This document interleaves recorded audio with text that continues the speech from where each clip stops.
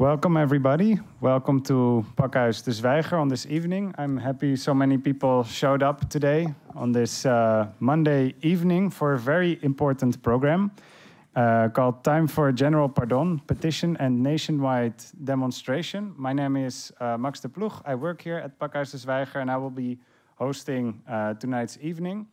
And I want to welcome our very first guest because without him, the evening would not have been possible for sure. So please give a warm applause for at least Kayam Ali.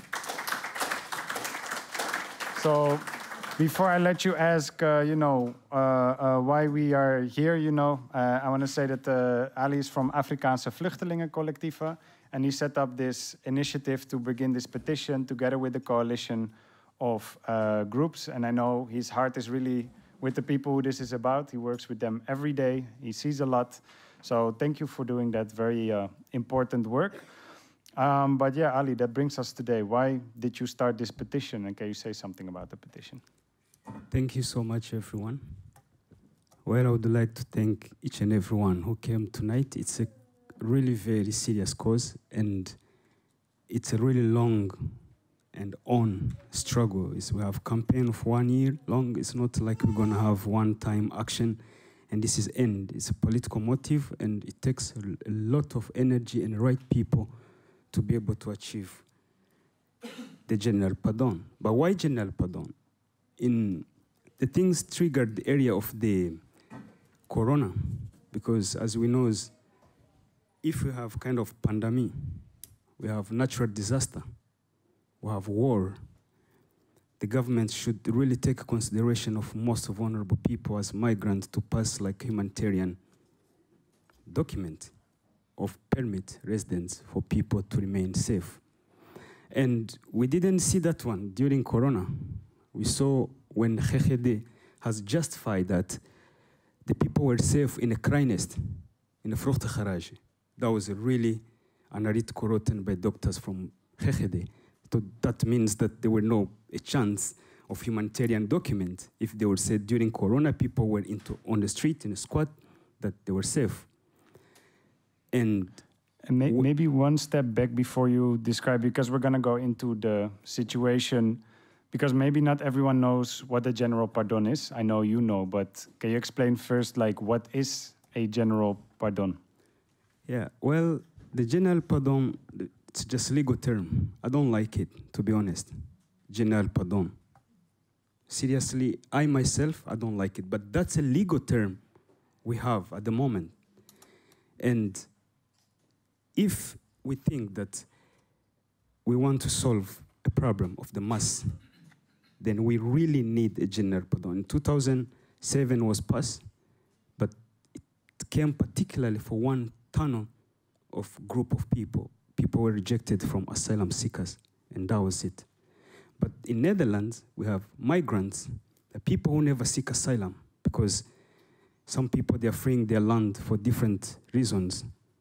There are people who are fleeing for climate change and other circumstances. And to maybe specify, the people who were exempt in 2007 is for people who have been here quite long, no solution found, and then they get exempted. It's like a pardon, like an excuse. Now you can stay, but generally people have been excluded. So you want this, a new group to have this general pardon, because I know you sent this sentence 3 or 4 times before this event, because for the petition you want to have it very exact. So I want to also read out to who you defined the group, so we have it correctly who we are talking about, for which this petition is.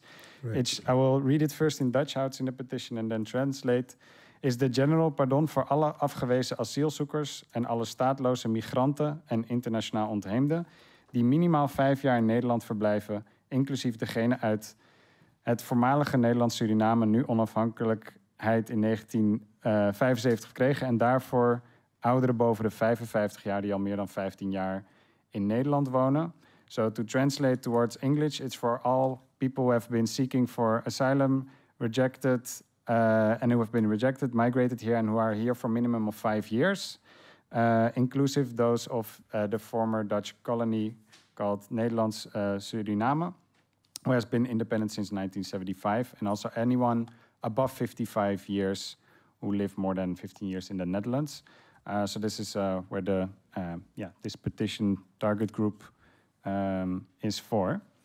And maybe just for everyone to know what I put also on the screen, these are the, let's say, the target points in the petition as well. And during the program, we will ask different speakers to also reflect on these demands of the petition. But next to the petition, because if the petition is gonna, be implemented by the politicians, we need to mobilize, right? Right. So how do we do that? What can people do to support the visibility of the petition? Because there's a demonstration coming up. Can you tell something about this? Yeah, well, after we really thought, how can we, because let me jump in here. When war outbreak in Ukraine, we really experienced a heavy double standard, where people were treated based on background of origin, but not based on their status. And this is something keep growing. We saw it when the war outbreak from Syria. We saw welcome refugees. They were here on the street. They were not welcome. And this is, again, our government is keep repeating the same mistakes. So for us, as a person who are working on the field and who've been living on the street for really that long, living together with the people who don't have documents, it came to the time I see people for really longer than a decade in this city. People becoming too vulnerable. People become 55 years old. But at the same time, there came many ideas. And we thought, shall we go for one idea, to try to legalize one group of immigrant, of migrant, of asylum seekers. But we find this is not going to work because it looks like it's industrial to recycle human being. If we keep thinking, yeah, let's help just a small group, let's help a small group. But we thought really to have an open idea where we get involved politicians, social workers. And if people want to support and join, where can they contact you? Well, Afrikaanse Vluchtelingen Collectief on our Instagram, Facebook, Twitter. So that's how we tell people, please follow us, give us idea. Everyone's opinion is super welcome because we are really addressing a national issue and we need each and everyone to be part of it. Thank you so much. And maybe good for everyone to know there's a different city where this demonstration is coming. And also, by the way, for the people who are coming in late, I know there's some chairs over that side and you can use them and put them where there's place. So please feel free to seat yourself. But the demonstration is taking place in different cities. So from Amsterdam, Den Haag, Rotterdam, Utrecht, and Zaanstad. So then I want to introduce our first speakers that are joining with us today as well.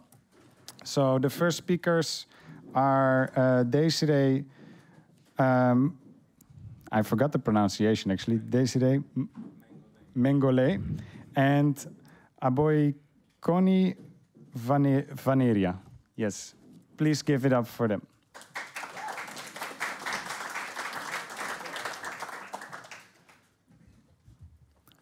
So, and feel free also if you need water to, there's water next to you.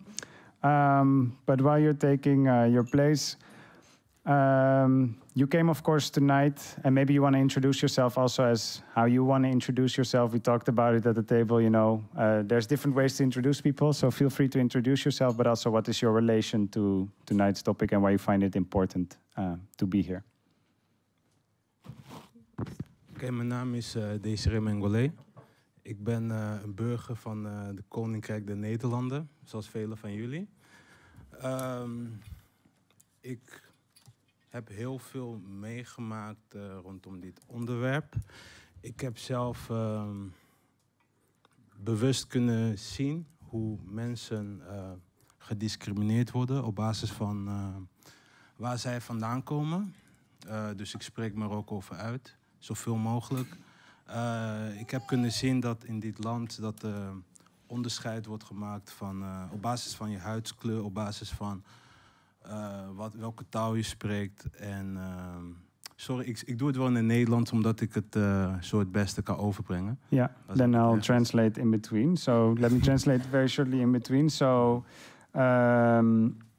he is a Dutch citizen and he has seen a lot personally happening in terms of discrimination, in terms of language, background, and from that position he's here, and that's why I find it important to be here.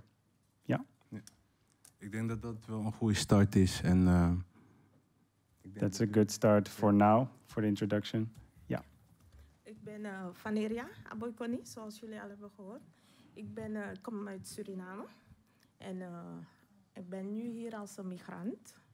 En ook voor mij is het ook een beetje een moeilijke start om dit alles mee te maken. Dus toen ik de petitie zag, het generaal pardon en de punten, de artikelen, dacht ik van nee, ik moet toch wel mee. Want ik moet mijn stem laten horen. Dus. She was sharing, she's from Suriname and had a difficult start as a migrant. And so maybe just for everyone good to know, people think, oh, Surinamese, they should have or have all a Dutch passport. That's not always the case. So in this case, this was also not the case. And that's from her position why it was important to be here. Yeah. Thank you both for sharing. So now that you know, the petition is quite big, right? There's 9 elements of it. Yes. Are there some elements that are important when you relate it to your own personal history? Because there's many different chapters. I don't know if anyone wants to reflect on this. I know you are a nurse, for instance, and there's medical care there. Yeah. But maybe one of them, you want to highlight why it's important for you personally. Punten die mij erg hebben aangezet is bijvoorbeeld schending van recht op werk. Right to work was one of an important point. Waarom ik dit aanhaal is, ik kom uit Suriname. Ik ben nou de Nederlandse taal machtig. Niet dat ik de taal nog moet gaan leren. Ik heb een bevoegdheid, een bekwaamheid om te werken. Maar dan nog word ik niet op basis van dat ik niet een document heb. Dus ongedocumenteerd, dan kan ik niet werken. Terwijl ze wel zoeken naar mensen die vanuit het buitenland komen om dan nog eerst de taal te leren. Om dan te werken. Let me translate in between. For the right to work was really important because she has skills. She speaks the language. Also because of the history, of course, that the Dutch have. And she cannot use or contribute with her skills in the Dutch context. Ja, dat. En voor de mensen die uitzetten naar onveilige landen. Het gaat niet, je komt hier als migrant. Als het goed gaat in je land, denk ik niet dat iemand haar land zal laten om naar hier te komen. Dus je gaat voor een ietsje beter contact. Je komt hier en dan als je niet oppast, word je dan weer teruggezonden naar waar voor jou eigenlijk een beetje onveilig is. Dat je het ietsje beter wil. Dus dat. And one other important point that really spoke out is the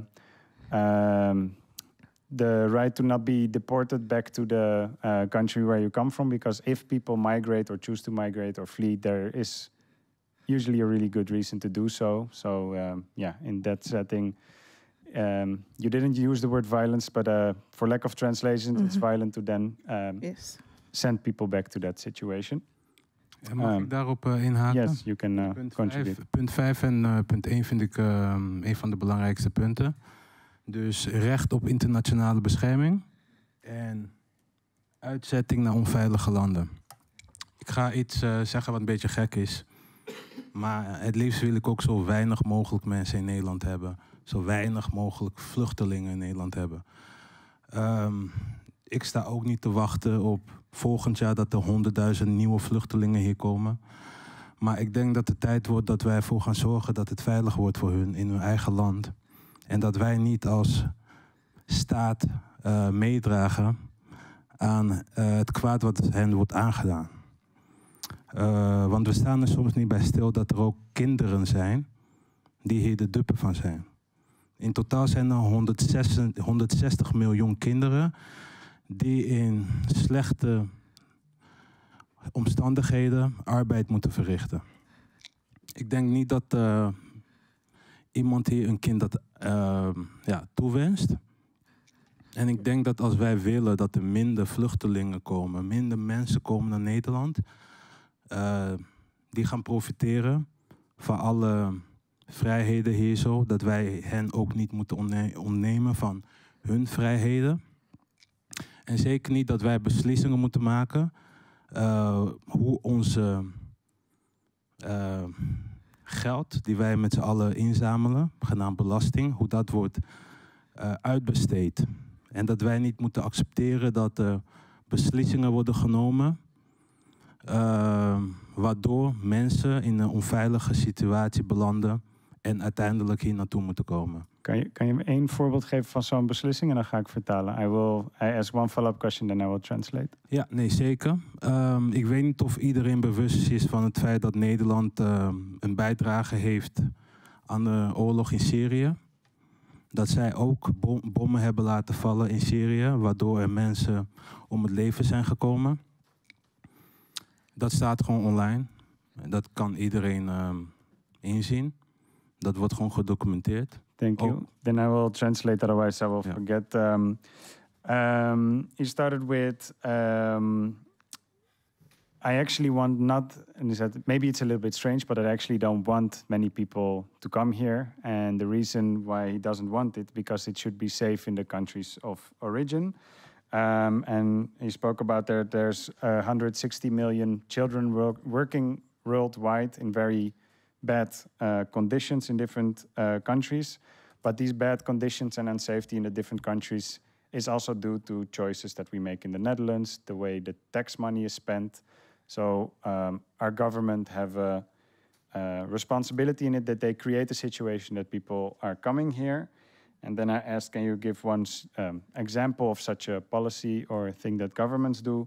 And then he mentioned as an example the war in Syria, where the government is also involved in bombing or providing arms and fueling war, as one of the examples where you are part of destabilizing regions. And then I interrupted you. Ja, ik denk dat dat een hele goede basis is. Puur omdat dat de start was voor mij om uiteindelijk als vluchteling naar Nederland te komen. Dat komt doordat er bedrijven hier in Nederland gevestigd zijn die zwaar profiteren van oorlogen in andere landen. En dat komt ook door beslissingen die er wordt genomen in de Tweede Kamer. Als we het hebben over duurzame energie, groene energie, waar halen wij de grondstoffen vandaan? Als het goed is, is er nooit een grondstof gewonnen in Nederland die ons kan voorzien van die technologische ontwikkelingen. Als het goed is, zijn dat producten, grondstoffen, materialen die worden gewonnen uit bepaalde landen waar mensen heel erg de dupe van zijn geworden. Tot deze dag.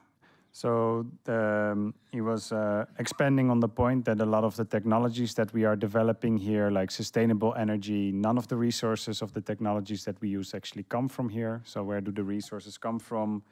And which decisions do people from the Second House of Chambers make? In what kind of conditions these resources come in? And then I have one question, and then I will get back to you, Vaneria. Is when you, to get back to the petition, because that is the context, and I think it's important that you sketched out the context why you are here in the first place, right? Let's start there first. But then this petition is about what can we do for the people once they are here. Ja, precies. And I know you also bring in a youth perspective in that sense.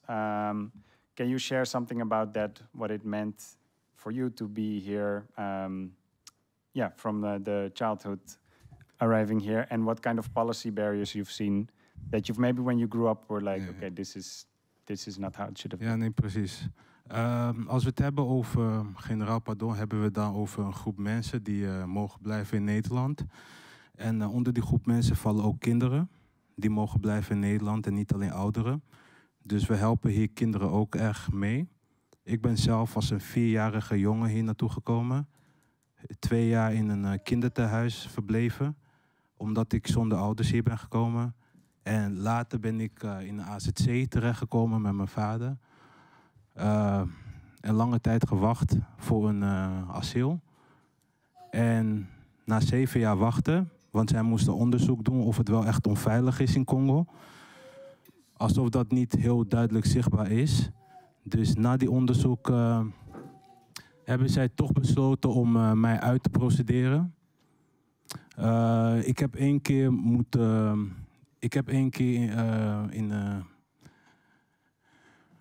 in een setting moeten uitleggen aan oudere mannen als 10-jarige jongen waarom ik hier in Nederland mag blijven.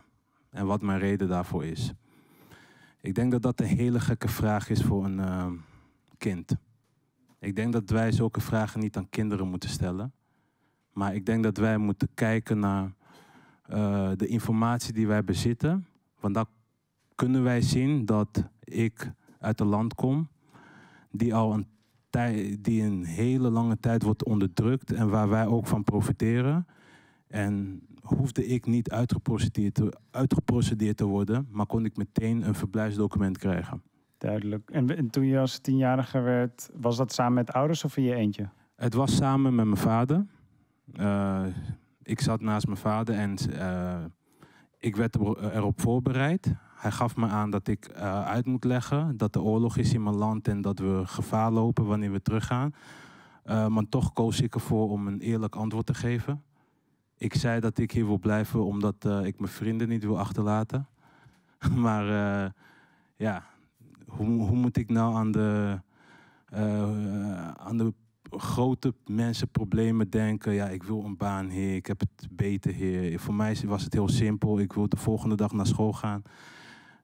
Ik wil gewoon mijn leven leiden. Ik heb van groep 1 tot en met groep 8 alles gedaan. En het is een gekke vraag om mij dan weg te sturen. Ja, dankjewel. Ik ga even vertalen. So he explained he came here as a kid together with his father from the Congo. And basically they had to prove or show that it was unsafe.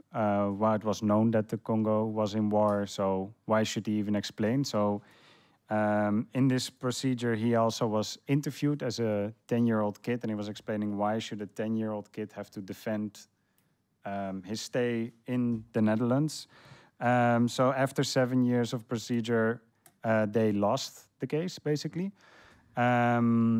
So they couldn't apparently bring the proof that wasn't enough for the ID regulations, didn't recognize it.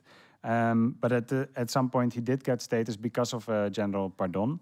And what was also something that he shared was, as a kid, his father said, okay, you need to explain there's war in the country, etc. But he's 10, so he doesn't also, he gave his honest answer during the interview as a 10-year-old. And he said, because he actually already grew up for a few years, because of this whole long process in the Netherlands, he said, I don't want to lose my friends that I made here in the Netherlands, which is a normal answer to give as a kid, but maybe not what the IND would wanted to hear in this procedure. Thank you for sharing. And this is also one of the part of the petition, and also about family reunion. Families sometimes cannot rejoin each other. But I also want to come back to you, Vaneria, because you come from Suriname, and not everyone is per se with a Dutch passport. Can you maybe explain that situation, why that is not? I remember a lot of people got surprised when they hear this, and this is also why this for this petition, it's one of the lines explicitly like also Suriname is undocumented. Can you explain why that is, that there's this division? Some Surinamese people have documents and some have not. Beetje vertalen. Oh, sorry. Ik heb basically gevraagd vanuit jouw situatie van hoe het kan, want bij niet iedereen is bekend. Mensen gaan er vanuit Surinamers hebben altijd Nederlands papier, maar dat is helemaal niet zo. Nee. Dus een groep eigenlijk onzichtbaar. Hoe komt dat een deel die papieren en die erkenning niet heeft, zeg maar? Zo, ik denk dat het ligt aan het... het is meer politiek gelegen. denk ik. Ja, it's a political decision. Ja. Want als je kijkt, de mensen die voor de onafhankelijkheid, de ex-Nederlanders zoals ze ze noemen, ook zij zijn hier, zijn mensen hier 20 jaar, 22 jaar, nog steeds geen document. There's even people here from Suriname who were here before the independence, and they can sometimes be here for more than 20 years without the legal status. Ja. Mensen zijn hier al boven de 60 geworden. Nog steeds. En dan worden ze nog... Ik las nog een artikel waarbij ze nog bedreigd worden om teruggestuurd te worden. Na zoveel jaren naar Suriname. Waar je komt daar aan, je bent zoveel jaren hier gebleven in Europa.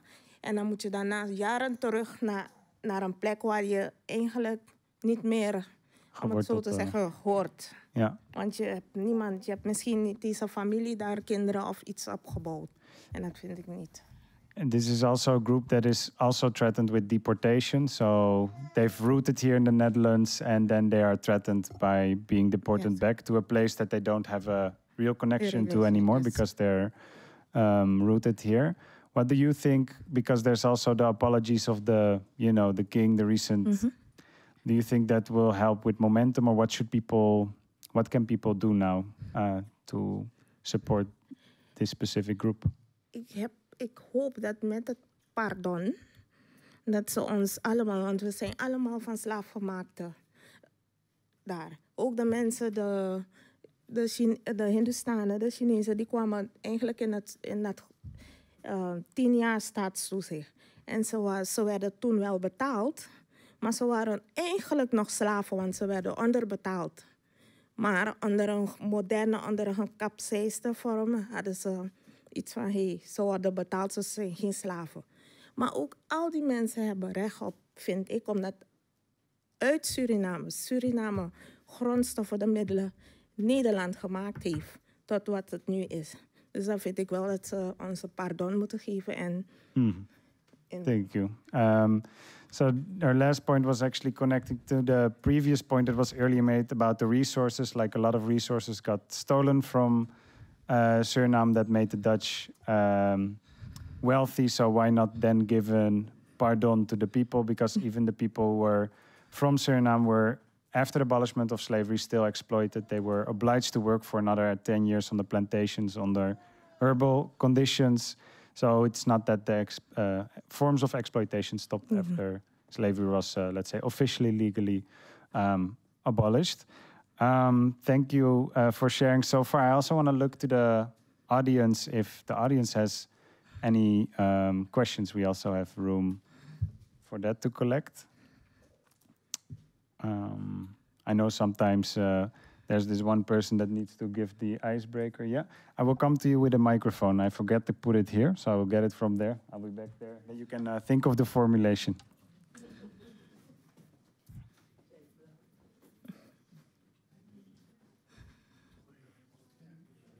Test, yes.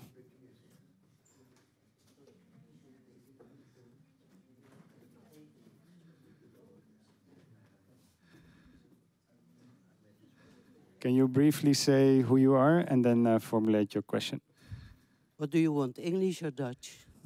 You can choose. If you do it in Dutch, I will translate. Ik wil het zeker, want het is eigenlijk aan u gericht. Dus, naar mij? Mijn naam is Brit en ik ben van Vrouwen tegen Uitzetting. En niet lang geleden heb ik meegedaan aan een bijeenkomst in het ASKV, waar een hele groep mensen uit Suriname waren uitgenodigd door het ASKV over te spreken over het generaal pardon, dat al maanden in de jaren in de lucht hing. Ik bedoel, er hoefde nog maar 1 handtekening te komen. En er was een hele groep vrouwen ook en mannen. Die zouden gewoon nu papieren krijgen. En door de val van het kabinet is dat helemaal veranderd. Nu is mijn vraag, is dat nou uitgesteld? Moet het opnieuw besloten worden in het nieuwe kabinet? Of is het toch goed gekomen? Want daar zaten dus 30 ongedocumenteerde mensen zonder papier uit Suriname, die wanhopig gewoon dat allemaal aanhoorden. Dat het allemaal weer ter discussie werd gesteld. Heeft u daar beeld van? Nee, toevallig niet. Okay, I will translate briefly, and the answer was that she doesn't have a picture of it, but the question was, there was a case, what was the name of the organization? ASCAV. There was a case of 30 women from Suriname that there was a petition sent to the parliament about the general pardon for this group, but then the parliament has fallen, and the status of that action was now unclear in this situation. But she doesn't know the specific situation. If someone does know of this, then let me know, I can come to you. And otherwise one of you two, I don't know who wants to answer. Apparently you also have expertise in the audience, so that's good. They're both very polite. You can rock, paper, scissors, or? Okay, I will choose. Yeah, you're close to me now. In het Nederlands of in het Engels? Nederlands. Okay, in English. When we were talking about the Suriname community. Oké, nou goed, doe ik het in het Nederlands. Ja. 2 jaar geleden is er een hele discussie geweest, eigenlijk ook in Pakhuis de Zwijger, maar op een andere locatie. Over de vraag in hoeverre mensen die onder de Nederlandse vlag in Suriname geboren zijn, niet het recht zouden moeten hebben om hier in Nederland te verblijven. En daar is eigenlijk heel wat tijd overheen gegaan, totdat in feite er schot in kwam. En het in feite alleen nog maar wachten is op de laatste handtekening. Ik had eerst gehoopt dat bijvoorbeeld rond Katie Cotty de beslissing zou worden duidelijk gemaakt. Alleen waarschijnlijk was dat net niet het goede moment. Ja, en toen viel het kabinet. Maar in feite is er voor mijn gevoel op een haar na besloten dat alle mensen die voor de onafhankelijkheid van Suriname geboren zijn, dat die recht op verblijf krijgen hier. Oh. Alleen de vraag is wanneer. En waarschijnlijk zal het dus nu wachten zijn op een nieuw kabinet. So, he was, let's say, elaborating that this, what was just explained, was almost going to be implemented, and it was also had a lot of attention around Kitty Kotti, and it was for the people who were born, I guess, born in the Netherlands then, right? Born in the Netherlands, or also... No. I know, in the whole kingdom, before the independence of Suriname, should get this right and this pardon then. It should have been implemented, but yes, it dropped, and we'll have to keep them to that promise then, I guess, because there was this momentum. Thank you for sharing that. Ali, do you have maybe a final reflection as well from this conversation, or question that you have for the panelists? You look like I'm surprising you, otherwise... No, it's all right, Max. I always have something to say. You're not worried. Well, there is something I would like really to highlight here. For example, if you look at Desiree, now he's a person who contributes to community, he's a Dutch person. But if he wouldn't have that opportunity to get his general pardon, he would be in the same situation. So, and another question is, how is that possible that we are having a large number in this country, people who have a diploma, people who speak Dutch language, and the question is, how is that possible that you would hear things happening now into our financial system, into HoReCa, into economy shrunk 0.3, shrink again 0.4, and they're trying to use like law policies to support the pension funds, and instead of really giving people documents, we have a large number in this country, and we got the labor workers to support economic which ones are shrinking. So there is this way of people thinking that, pull them, they need document. Actually, how about we need them more than actually they need us? Because if feel free to applaud, that's you can do that.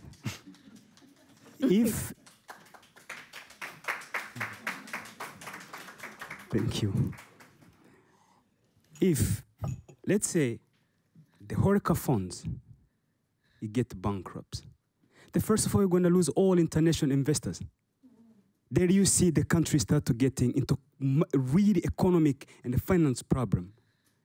If one single really funds of the pension falls, as Horeca, we're seeing that when you look into medical care, we got a shortage. Gemeente Amsterdam, which one used to own above 20,000 social workers, they're running out of personnel. Orgev, they're running out of personnel.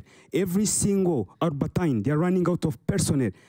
We have people who can work and contribute. And how about this argument? Feeding 50,000 people and having 50,000 people who are paying a tax. So how about feeding 20,000 people and having 20,000 people who are paying a tax and contributing to our society? Yeah. So for me, Max, I think we need really to give up this way of seeing people and put them in a situation where they're seeming vulnerable, not even having a function in our community. But we need actually to start looking that actually in our country, we're having a serious problem. Germany is recruiting for 500,000 in Kenya. Straight now we're talking, you can find it. Finland is recruiting people in Rwanda. So why we are not allowing people who are here already integrated into our society, like Mevrouw Vanelia, she speaks Dutch, she has studied Dutch system, she has a very high really level of education. So what is your honest answer to your own question? So the answer to my own question, we need a general pardon. No. Why do they not do it? Why they're not doing it? Wow. Many people don't like to hear about that. Well, let them hear it. There is a lack of humanity in our community. Because when you say racism, when you say hatred, when you say this and that, people sometimes it's seeming like a person attack. But how about having a lack of humanity in our community, in our society, the beautiful society, the very rich community, but highly educated, intelligent, smart. We're pushing everything to the highest extent in this world. But when it comes to the humanity, we are the most living in the minus. How about that one? Thank you for sharing that. I think that's a someone poetic way to close this panel. Question before we close this panel. Okay, so that's one question, and then we close off this panel for the next one, because Maybe we have two. many speakers more. Two? Yeah. Okay, promise me to keep the questions short and precise, and I will collect both questions and then give it back to the panel. You can say who you are. Thank you. Good evening, everyone. My name is Maitet Ledesma. I'm with the Stichting Pinay sa Holland, an organization of Filipino migrant women here in the Netherlands. My question is there a place in the campaign for people who have been here undocumented, migrant workers, who have been contributing to Dutch society for the last 20, 25 years, but Dutch society has never given them any recognition? Is there a place for these people in the campaign for general pardon? And second, very short point, I actually have a very difficult time dealing with a general pardon, because if you think about it, Dutch immigration policies have criminalized undocumented migrants, asylum seekers, etc., etc. So we do not ask for a pardon because we are not criminals. We ask for regularization, and we ask for the right of movement of peoples to be recognized by the Dutch government. Thank you. Thank you. Well, actually, the concern that raised by my TED, well, hi, everyone. My name is Marion, and I am a member of Pinay sa Holland and also actively working with the Migrant Domestic Workers Union of FNV. While I was listening to the conversation a while ago, I was just thinking, where are we going to put the irregular migrant workers that has been here for the longest time and even decades? Because when I read the program first, like pardon, okay, pardon, would be just be for a specific group of people, like from the former Dutch colony, from those who have been out of procedure asylum seekers? Where are we going to put the general irregular migrant workers who have been here, who is actually one of the fuels in the economy of the Dutch society? And speaking of which, if we would be asking for pardon, we have to ask for system change. And pardon, or say amnesty, because like there's a big difference between a pardon and an amnesty, although there is some kind of offense that you made, that is why you have to be given an amnesty. But if we campaign for regularization and the framework based on work, I think that is something like asking for something because we can give something. And a lot of irregular migrant workers are actually from the medical field. There are some nurses, which the Dutch society is actually in big need of. Yes, that's true. And that's also second point, but the questions are clear, I think, or one is more a comment and one is the question. I think both ask the question, like, is there a place for the migrant workers who have been here for a long time with the petition? If you can respond to that. And the other one is just the framing of the pardon, because they said, well, we're not criminal, why should we be excused? But also the systematic, I like that comment with, then you make an exception, but the system remains the same, because a pardon is like a one-off, let's say. Yeah. All right, let me start with the first question. Well, there is a big room, an open arm, super welcome to have a contribution on this campaign. We are building community. It's a 1-year campaign, and we think it may go forward and may go ahead. And you can contact us. We're having in a couple of 3 weeks, we're going to come together with the people who want to really to be part of this campaign, and then we share our strategy and we go on. And come back to the second question. Honestly, when I start to speak, I said that I don't like this particularly general pardon. Really, people are not criminal to be pardoned. But people, I want to remind you something. Remember a community which one is powerless, a community with the less protection, a community which one is minority, a community which one is marginalized, a community which one actually is called undocumented. Well, general pardon is not really my favorite word. I don't like it. Just understand. But it's a legal term.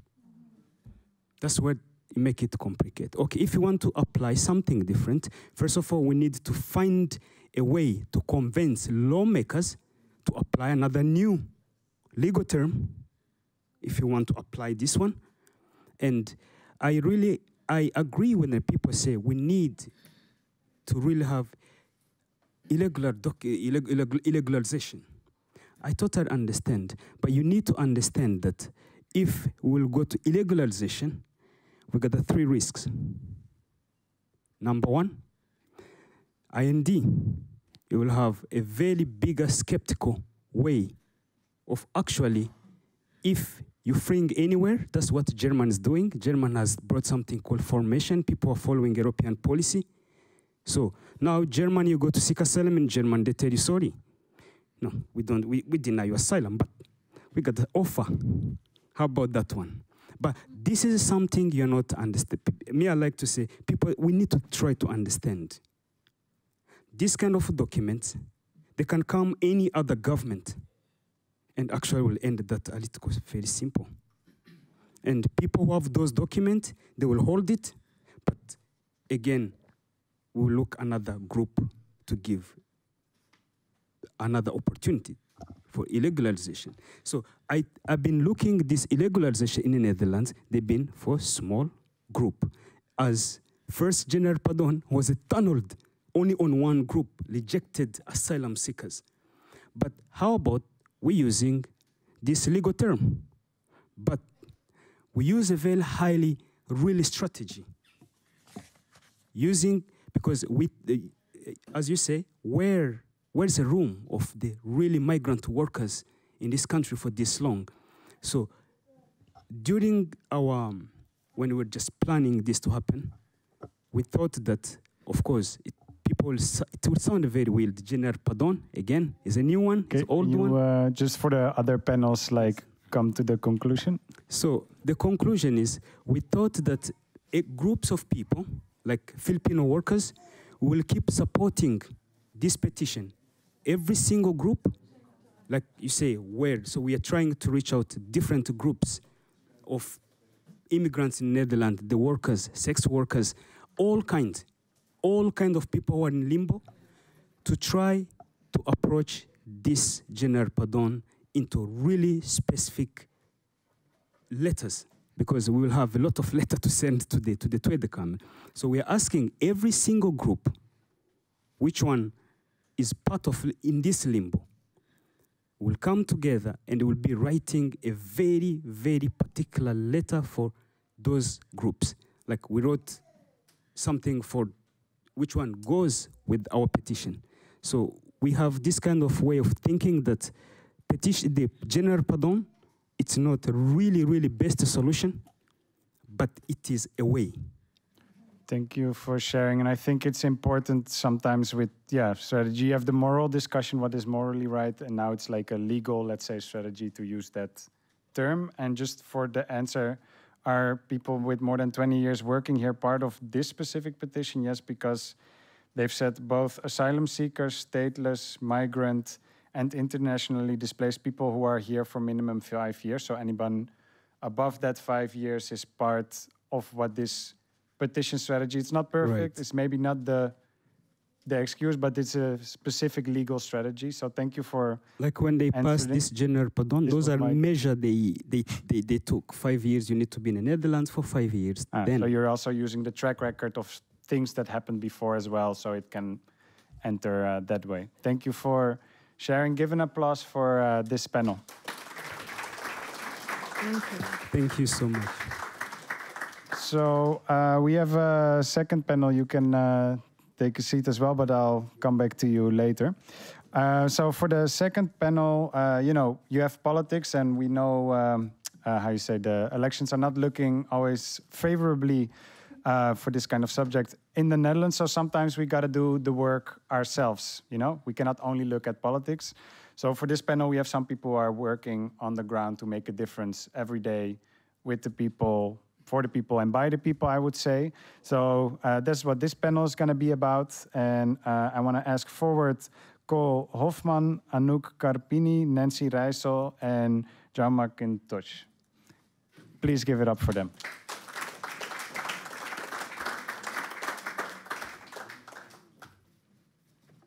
And just for everyone to know, in the final part, we will also have politicians respond to both conversation, and you can also ask the politicians what you think, should be done. But looking at this panel, maybe I have one question, because I already said this is a panel about people who are trying to make the difference every day with the people, working with the people. If you can introduce what it is you do in relation to this subject and how you try to make a difference, and any one of you can start first. Shall I start? Ladies first. Oké. Ik doe het in het Nederlands hoor. Mijn naam is Nancy Rijssel. Ik heb een stichting in Almere, Stichting Young Adult Life Coaching. Daar begeleiden we, coachen en ondersteunen we vooral jongeren en jongvolwassenen die dak- en thuisloos zijn. En ik ben inderdaad ook politiek actief, maar nu sta ik vanuit mijn stichting hier.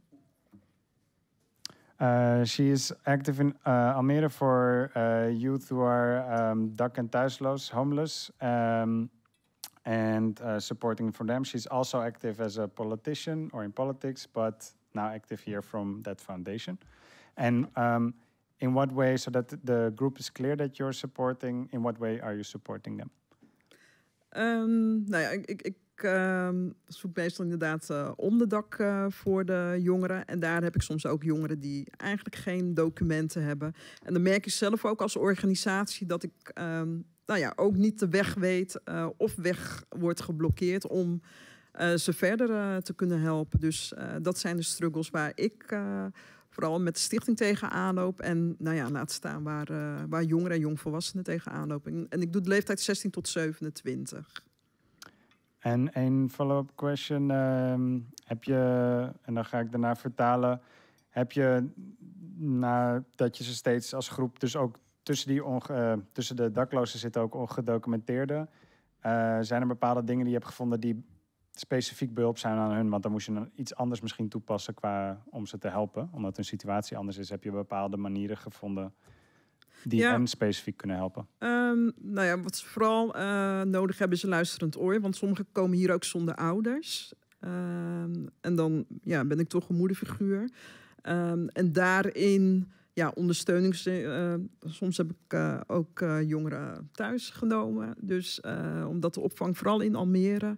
We hebben een AZC, maar je merkt toch ook. Ik heb ook een jongeman ooit in Rotterdam gehad. Daar sloten ze ook de AZC's. En je merkt gewoon dat ook jongeren die hier ongedocumenteerd komen, niet de weg weten waar ze naartoe moeten gaan. En ik vind persoonlijk vanuit de COA dat daar ook te weinig aandacht aan wordt besteed. Okay. As was told before, she works for a homeless shelter where there's two different... so it's not only for undocumented or stateless youth, it's for all people who are homeless or youth that are homeless. But within that group, she notices it's particularly difficult for those undocumented because their situation is different. And when I asked how can you specifically help them or try to help them because of their situation, one of them is being a listening ear. She one time took someone also in her own home because they sometimes made the journey by themselves, so they came here alone and are young and in that sense also vulnerable. And next to that, trying to give them guidance because this is not their first country, so they don't know the information, how the system works. So it's also guiding and trying to provide that extra information. Do you have anything to add to that? And otherwise, I want to give someone else the space also.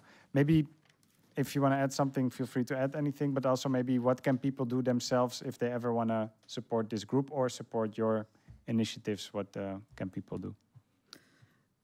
Ik denk dat het belangrijk is dat we elkaar weten te vinden. Dus dat ook inderdaad jongeren, jongvolwassenen, zeker daklozen en die ongedocumenteerd of asielzoekers zijn, dat zij de weg goed weten waar ze naartoe moeten gaan.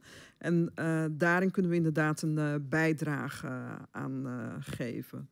Dus ook echt dat het systeem waar ze in zitten, dat het duidelijk wordt. En ook dat wij met andere organisaties dat we veel meer bij elkaar mogen gaan komen. En inderdaad duidelijk gaan uitleggen welke wegen er bewandeld kunnen worden. En ook vanuit de organisaties dat ze daarin worden ondersteund. Want zoals ik al zei, ik merk dat ik zelf ook tegen problemen, dilemma's aanloop.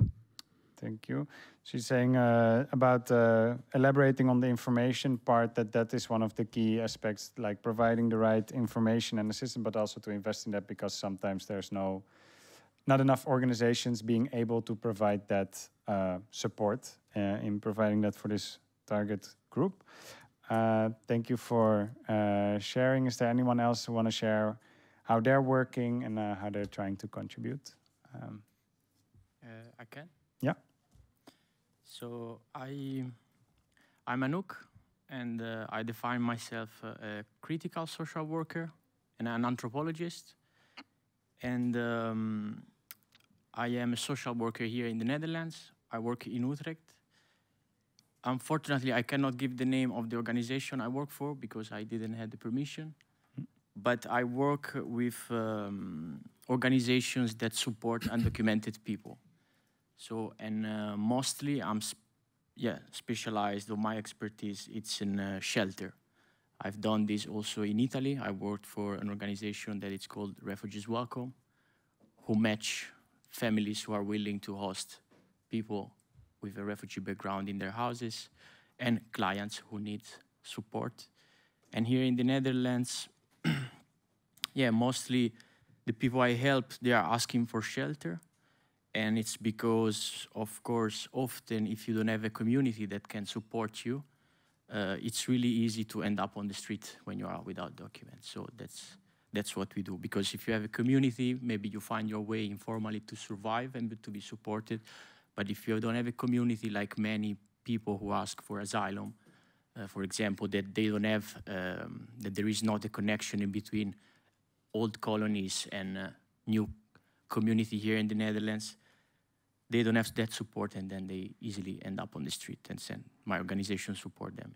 And what's the method of finding the shelter of the organization? The methods are mostly two, and one is based on the LVV system that probably everybody knows, and that fortunately in Utrecht is not based on returning, but it's based on trying to find a new way of applying for asylum in the Netherlands.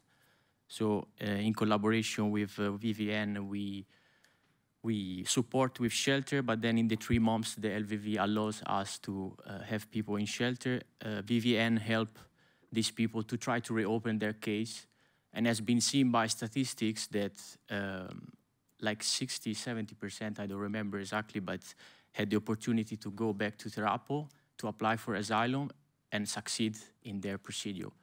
This means that mostly, but we know of course, what the IND does when people try to apply for asylum is not trying to help them to understand the reason why they need asylum, but is to find the reason to don't give them asylum. So they work against refugees, not for refugees. They don't help, they don't provide support, but they find any excuse to try to make their story vulnerable, ununderstandable.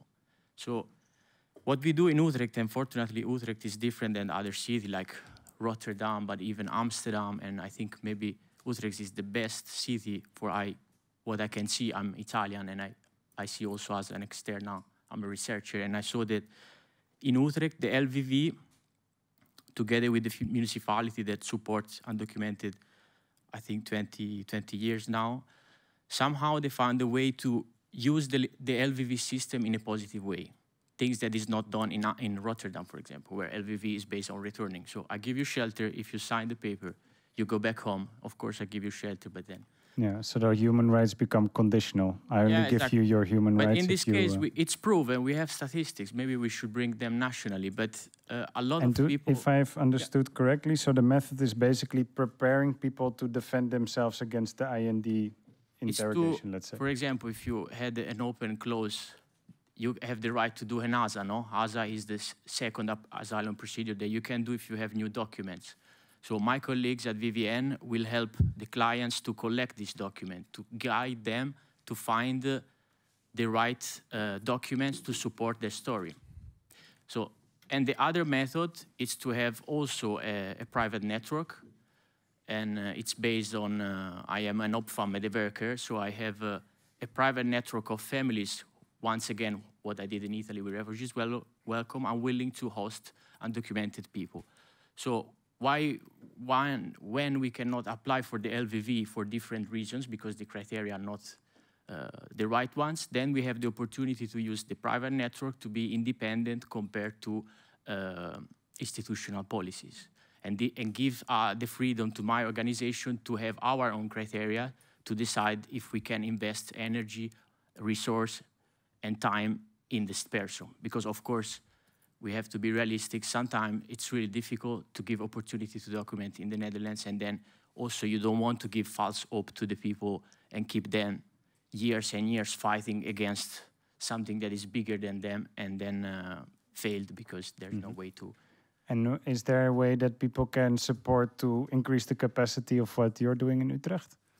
If you would say, like, there's a way that people can support or be involved. Give me your number at the end of this panel. All right. And, I will make Networking a list. is important. We were talking with Ali. We don't live stream because people need to come, so you can network. Yeah, actually, I define myself also network creator, and lately I found out that I'm quite good at it. So I like to connect people. Oh, you maybe have already 20 numbers now, so that's good. All right. I like to build bridges. So thank you, Anoop. So I'm looking at you. Both. I don't know if one of you wants to go first. Last, so I Okay. Okay, my name is Cor Hofman.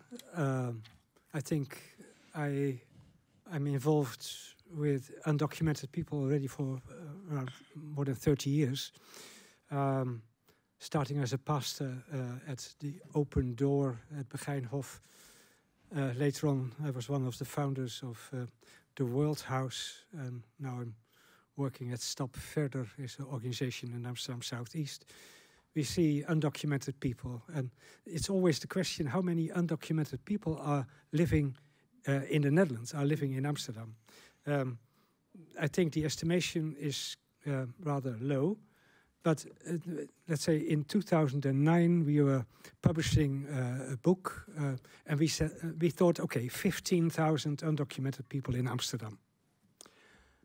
And then at some point, one guy who was quite active among Brazilian undocumented people said, well, there are already 15,000 Brazilians without documents working in Amsterdam. When you compare it with the amount of people that are participating in the LVV projects, that is not only in Utrecht, Rotterdam, Eindhoven, Groningen, but also in Amsterdam, then there is space for 500 undocumented people. So if there are 30,000 undocumented people in Amsterdam, then it means that they have quite a good network. Quite a few might be exploited or abused, but still many people have a good network and they survive. So it's always important for undocumented people to build up a network and from there work on their future. I think this is a very important point that you've just stressed, because usually undocumented are maybe looked at as helpless and vulnerable in the sense of human rights for sure, but if only a few hundred are sheltered and then at the same time thousands are finding without human rights ways to survive in the system, that's wow. Yep. I'm impressed. And of course sometimes they are being exploited, that they have to pay high rents because, let's say, Dutch people want to make money. Then it's good that there is also an organization like Fair Work in Amsterdam where you could complain to if you are being underpaid. I mean, if minimum wage should be at least 14 euros per hour and you get only 6 euros per hour, then that's a form of exploitation. Yeah, so it's very important to know certain rights and build, And with these rights, just a question, because you have the reason you get exploited is because the employer or house lord maybe knows you cannot go to the police because you're not allowed to be here. Yep. Is there a way that you've noticed from your work, and if anyone else who's saying yes knows this answer, I'll come to you. Are there strategies to do protect yourself, and how does that strategy work? Because I guess then the majority is in an exploitative, vulnerable situation. Well, I think already for about more than 15 years, there is the possibility to talk to the police as an undocumented person and discuss your situation. It started with, well... Since which year? Huh? Since how long is it? 15 years. Okay, and that's for Amsterdam or... So let's say I have a telephone number of the policeman I can call in case of some emergency. Because sometimes the police is also stopping people. Oh, if you're so stupid to be on a bike without a light on in the night, okay. If you're even with your phone in your hand, you can be arrested already or stopped already because that's not allowed. Biking and phoning, I had that stop last okay, time. So that is a risk. If you have no papers, then you can be taken to the police station, you can be put in detention. So all the risk you are taking, you have to be very careful if you're undocumented, because that's risky. But at the same time, you have basic rights, and that has been a matter of quite a few years to work on it, so that you can report to the police in a safe way in and out that you have been exploited. Yeah, that is. And what makes it safe? Just to understand, is it that they do not collect your name and just find the person who did it, or how does it work? They might write down your name. They want to know a little bit more about you. But being undocumented is not a reason to keep you and even put you in detention. Okay, so they have, once you come in, let's say, with this complaint, that cannot be the basis of detention. Maybe having a phone on the bike can, but like coming in with the complaint, that will not be the moment. They should listen. Where they should listen. That's they should what they legally should do. Yeah, you can report it. And okay, there are more basic rights like, let's say, the right to see a doctor, of course, the right to go to school if you're a child. Actually, I would like to give some example that should actually be part of the pardon. Like, is one girl I met a couple of months ago now. She will be 21 next year. Next month. And she has been educated here in the Netherlands because she is born in Amsterdam almost 21 years ago. No papers. Mother from Ghana. Okay.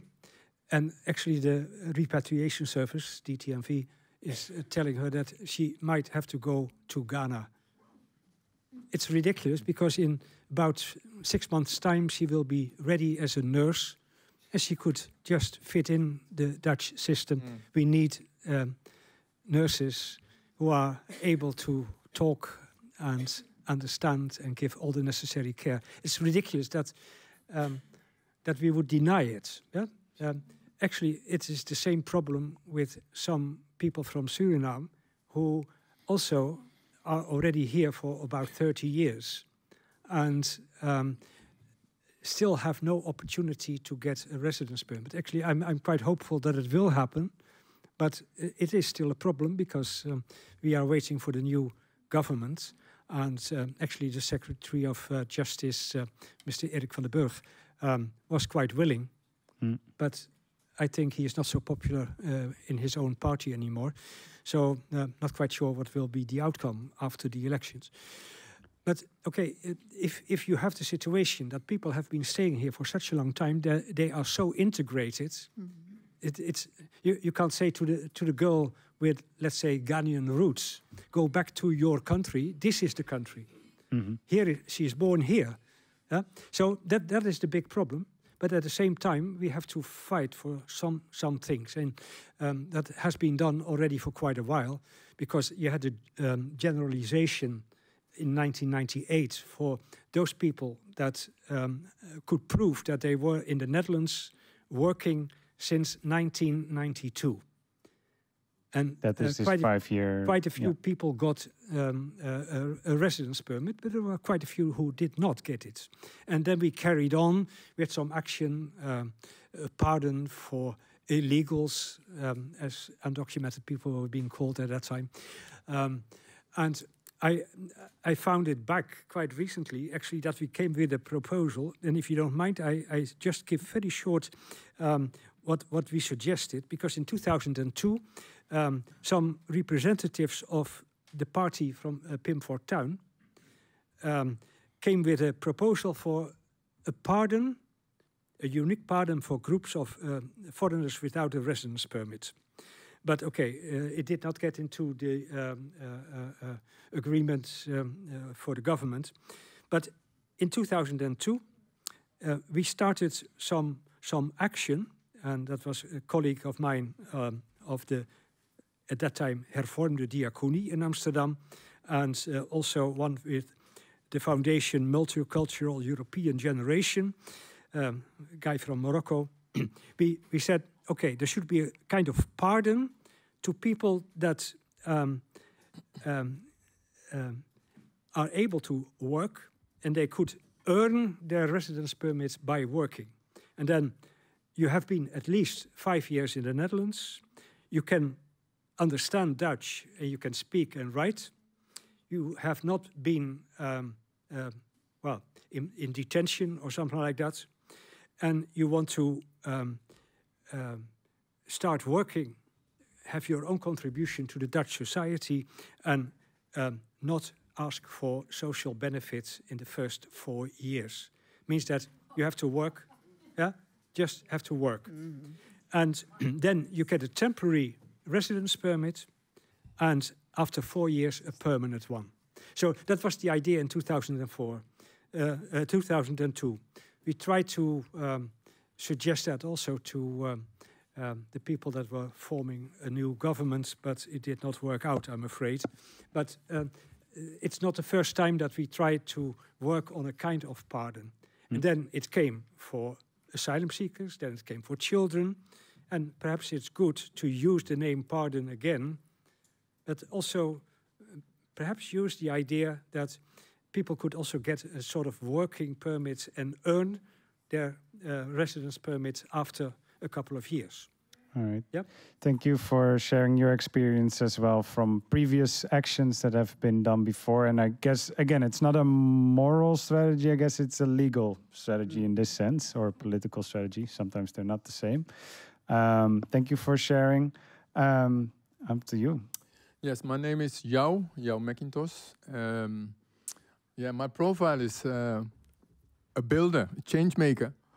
And I met with Ali a few years ago when we were busy to see how we can help change this world. So our demonstration in the Dam, it was about how to get the people places to stay. So that was my first connection in this field, because my background, to be honest, is in corporate world. I worked for many years in different companies. So, but I was invited here, and I'm thankful for the organization that I'm being here. Because I think it's a topic where we need to see that the power of all this is with us, is the people. Because sometimes we realize that it's the system that is ruling us, but I'm convinced that when we bring our power together, we can make things happen. And there are different examples already in the world to see that the timing of change is now. So with this topic that we brought, I was invited to bring about the situation, the documentary people that are not still having their paper here in this country.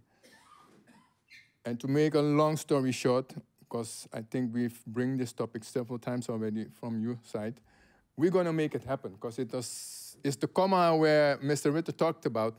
We, as we are sitting here, they talk about things must be done when it's about the African community. And they left us with an excuse and reparation and all these things more.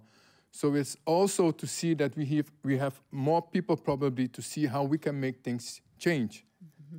And we have the elections coming on this coming November. But with this topic, we're going to go into the streets. I look at you, Ali, and see how we can make the power and the energy, and see that the politics that are now saying that they want to change the politic field, that if we bring the power in, and that they will give also the power to make in the field of new policy in The Hague. And it should also be in the whole world, because you cannot bring a people and say you are undocumented. I was born in this world. How can you call me an undocumented people, man? Mm-hmm. I came from somewhere. I gave you birth certificate. Yes. Yes, sir. So that is something that we should realize, that the terminology of certain things are not right. Mm-hmm. And we should change it. Yes. We should change it. So my contribution for tonight is just to get a dialogue with you guys and see how we can put energy in this change process that we now have in our hand. It's not the politicians that's going to rule the world, because we know that it's just a small percentage who make this, that 80% is suffering and 2% is making the big things. Mm-hmm. No, it's going to turn, and we should take our situation and our position now to make it happen. So it's a spiritual talk that I brought to you, because I have another way of seeing things. But I think that we are now in a time that we can make the difference by getting together like these gatherings, going into the streets, make petitions, and see that our people also are visible in the parliament. So I'm going to be, hopefully, together with this sister, to be there one of these days to show that it's not just talking from distance, but we want to be there. So also for your community, make effort, make power together, and see that you can also get in the Tweede Kamer. Because when you're not there, they will not hear you. No. They will not see you also. So that's an invitation for all these groups to see how we can make this thing happen. And it's probably not what I came here to talk about, the Suriname issue only, but I see that we are making moves already on it. It's just 1 minute what I understand, that the handtekening, signature must be set. So we're going to push it. Yeah. That's what is going to happen. Mm-hmm. Thank you for now, and then I see what we're going to do. Thank you for sharing. Yeah, you can applaud. No, and I think that's very important contribution. You didn't know what you were going to contribute until you spoke, but it's important to have the spirit behind it, because otherwise, you know, we get lost in abstract. So it's really important to feel it. But you said something really important, I think, because of the language, right? You said we call them this, or they used to be called illegal, and these are terms so that you forget that they are people, right? Yes. As Ali said, like humanity. So people are actually dehumanized, exactly. And then you said something else. It's like, hey,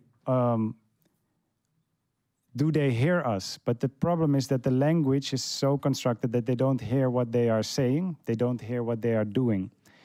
And to me, this question is, how can they hear it? Because, and maybe people agree or not agree, but we have to mention the right problem. What is the problem?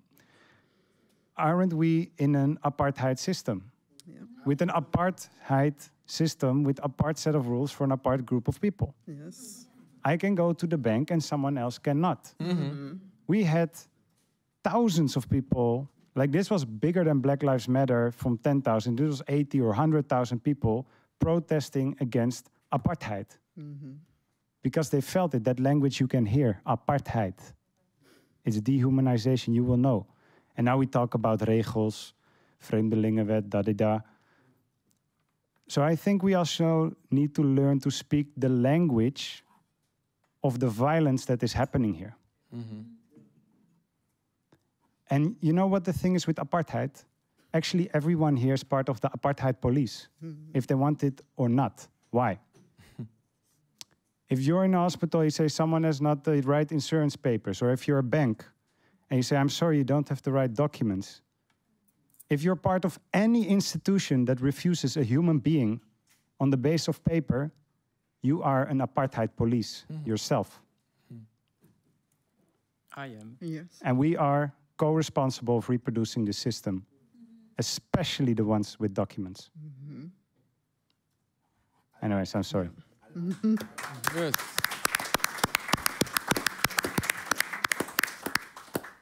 I want to actually go to the audience because I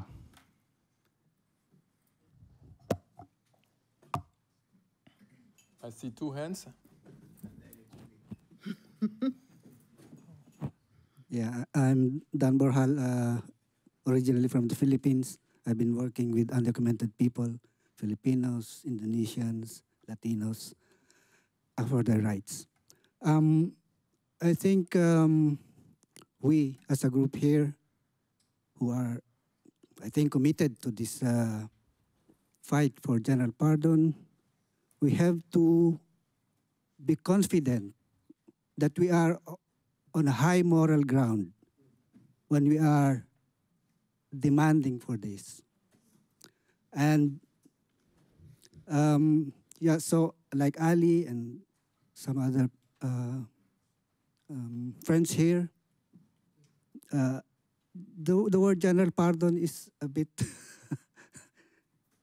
unacceptable, not correct, because it connotes that the undocumented people have committed a crime, so they need to be pardoned. Why do I say that we are on a high moral ground? You know, the United Nations has said, what are the three main causes of migration? Why people leave their countries and go to another country? The United Nations says three causes: wars and conflicts, poverty, climate change. But I think the two most important ones are wars, conflicts, and poverty.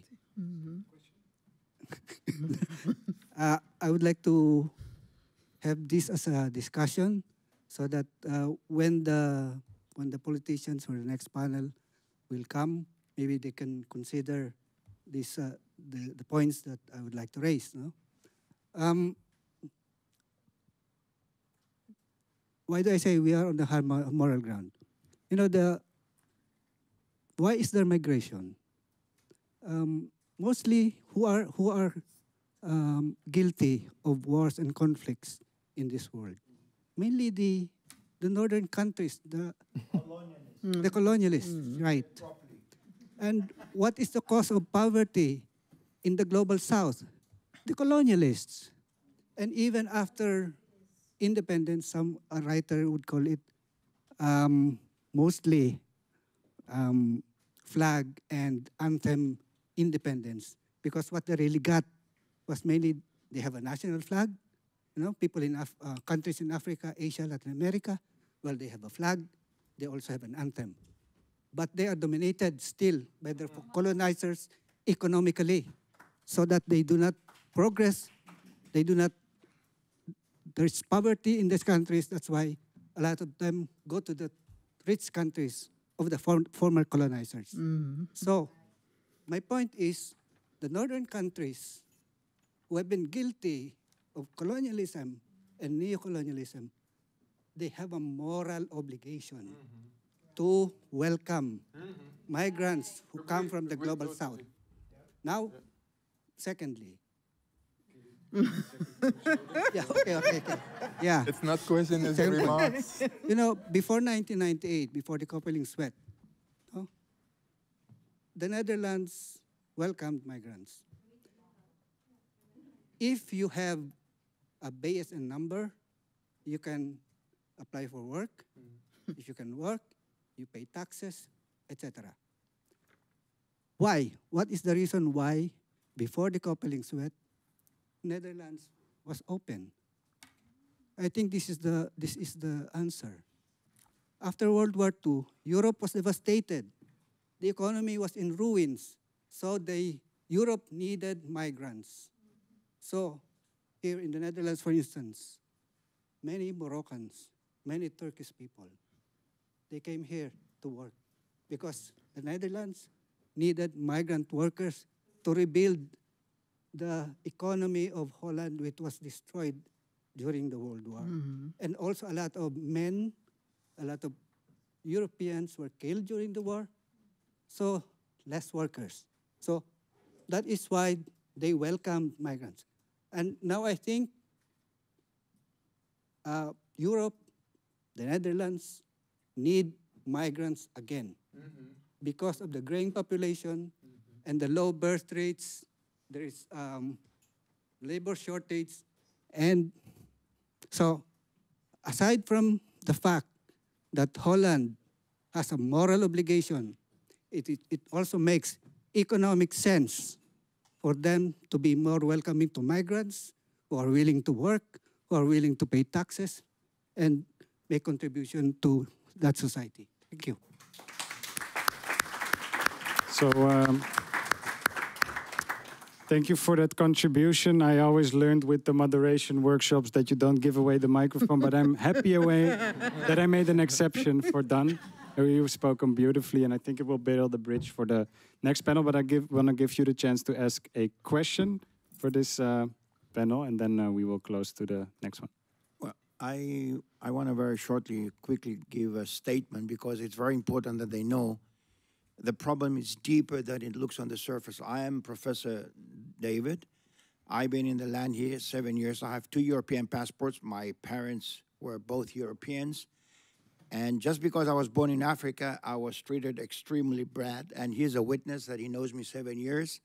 So for you that you think you went through because you were African Surinamese, I got news for you. I was supposedly European, and yet I was treated so badly.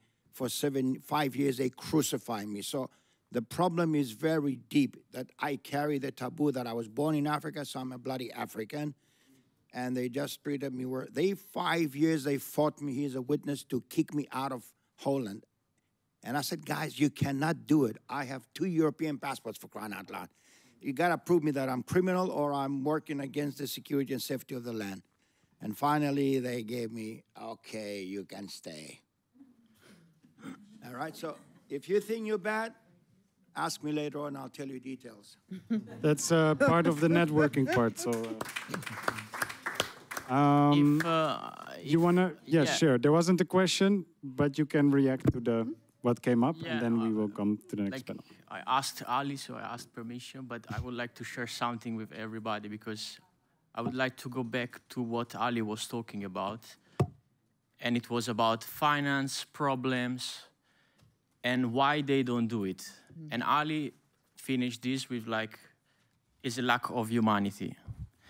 And I agree on that, but we should go a bit farther, I think. And I will take shortly because it's written.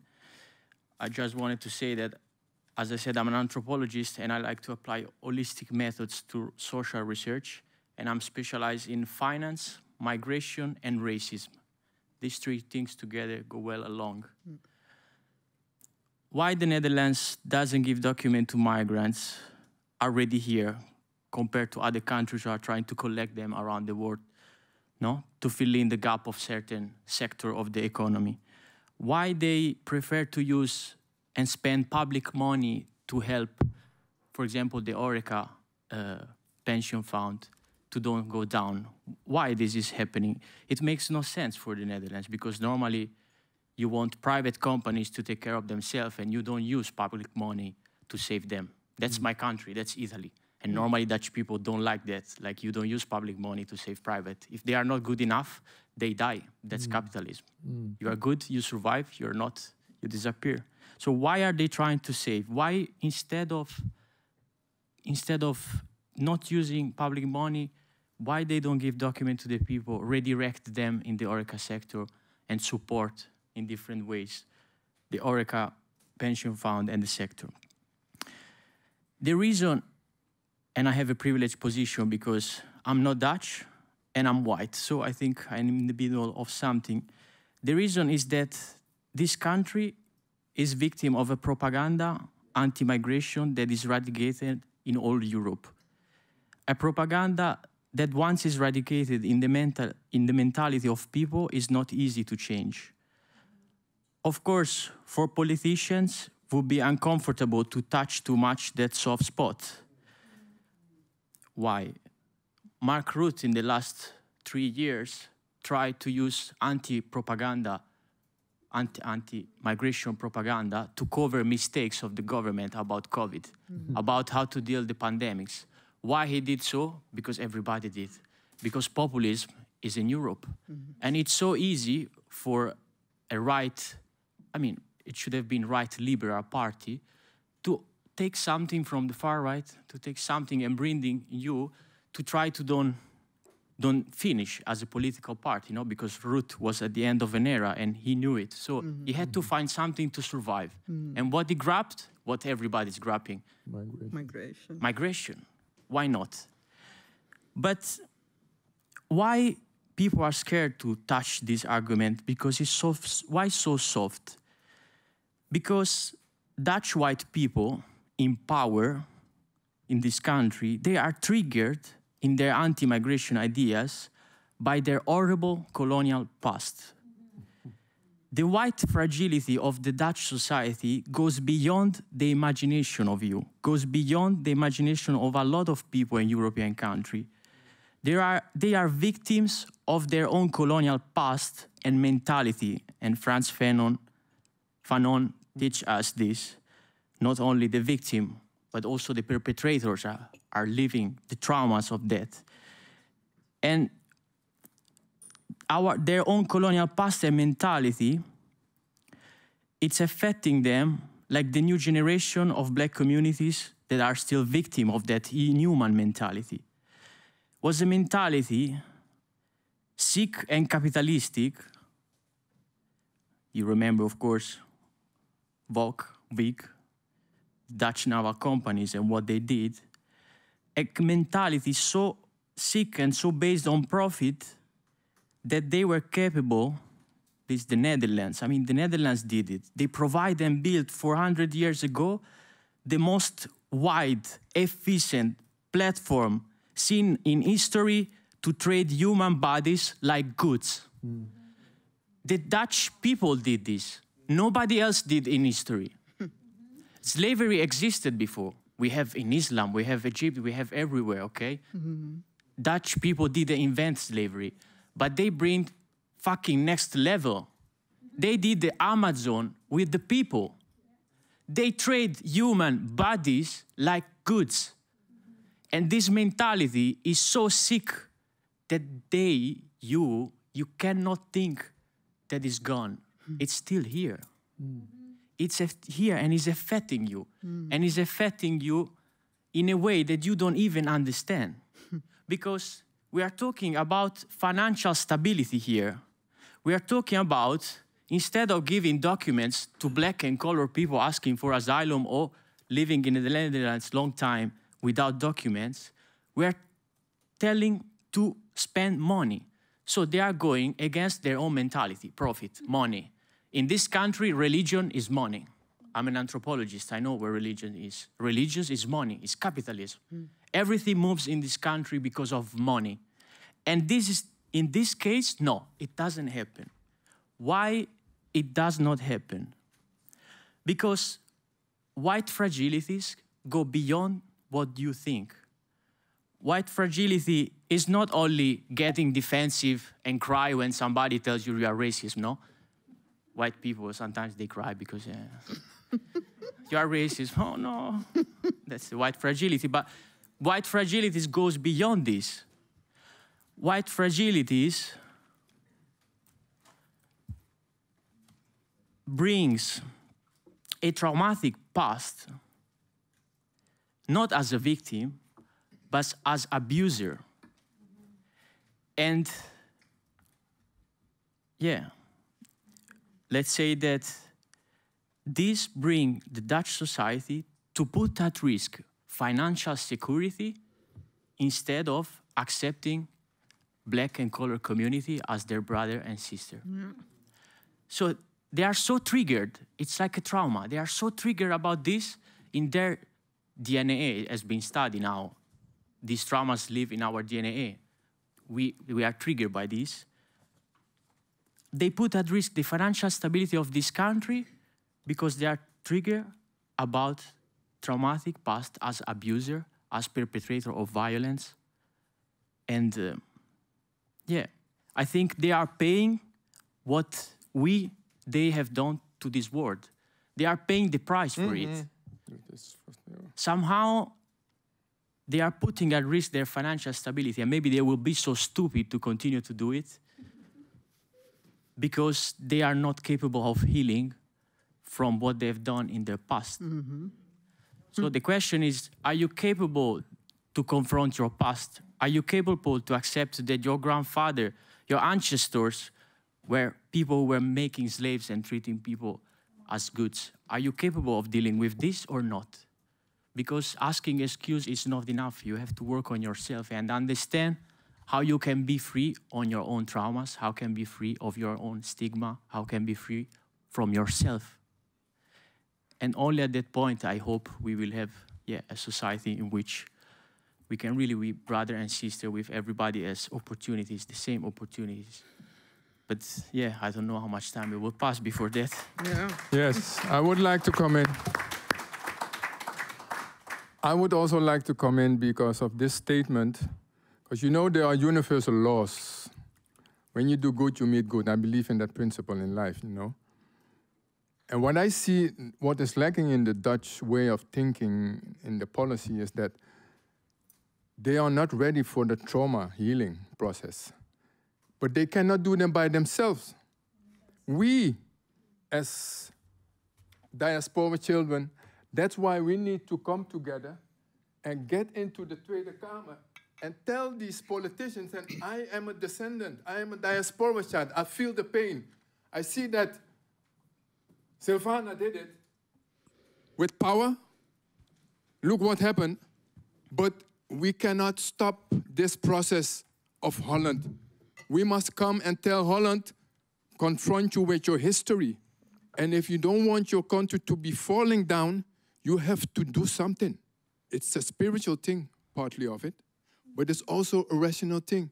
You cannot think that you can make money all the time and you know that the money that you make was not on the rightful way. You're going to pay for it. And that is something that is lacking in their mind and in their spirit. And as we speak here tonight, I think something must happen on that part. Something has to happen in the head and the spirit, and tell those Dutch governors of the ministers, realize that the capital that has been made in this country was on blood, sweat, and tears of our ancestors. And that is something that should get much harder into their head and in their spirit. Then I think we're going to get into the process of healing. I thank you for this moment.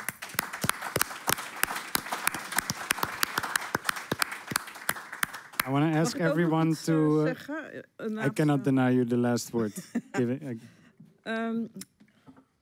Dankjewel. Ik doe het even in het Nederlands, want dat is toch wat mij is geleerd. Als ik praat ook over waar ik vandaan kom, ben ik ook nog steeds een migrant. Terwijl ik al 50 jaar, ik woon 51 jaar in dit land. En waar ik me voor inzet, inderdaad dak- en thuisloze jongeren. Maar ook mensen die asiel komen zoeken. Mijn ouders zijn ook als migranten hier gekomen. En ik heb die struggles gezien. En ik ben ook nog steeds aan het struggelen. En dan zet ik me ook in voor de mensen die eigenlijk hier komen om een betere toekomst. Maar als ik kijk naar mijn eigen toekomst, moet ik ook nog steeds vechten, strijden. Om inderdaad dat menswaardige, de waardigheid die ik heb. En waar ik me voor inzet om anderen ook een waardig leven te geven. Ik vind echt dat we nog steeds die struggle moeten hebben. Ook mensen die hier al jaren wonen. En dan ben ik iemand die gedocumenteerd is. Maar soms lijkt het net of ik ook geen documenten heb. Dus als we echt veranderingen willen gaan maken, moeten we inderdaad bij elkaar komen. En dan ook stevig die statement maken. Dat het niet alleen maar gaat over mensen die inderdaad in een hoge positie zitten. En de wet en regelgeving gemaakt is door toch de witte man. Laat me het zo zeggen. Wij zijn degene die daar een verandering in kunnen brengen. En inderdaad, ik zet me in, ik vecht. Maar dat kan ik niet alleen, we moeten het samen doen.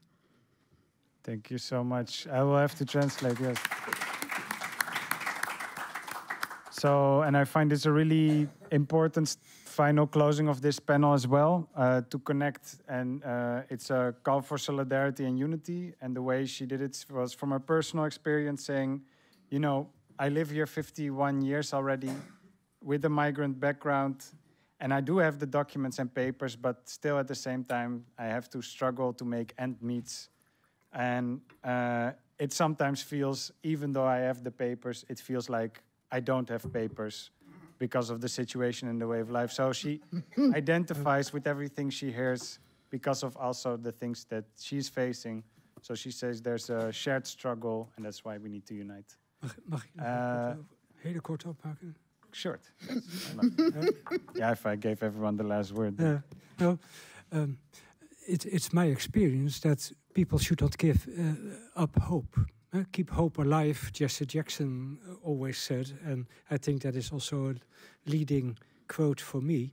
I think I had about 70 people staying with me in my house. At some point, more than 10 at the same time. Wow. So they slept in the kitchen, just on the floor. Yeah.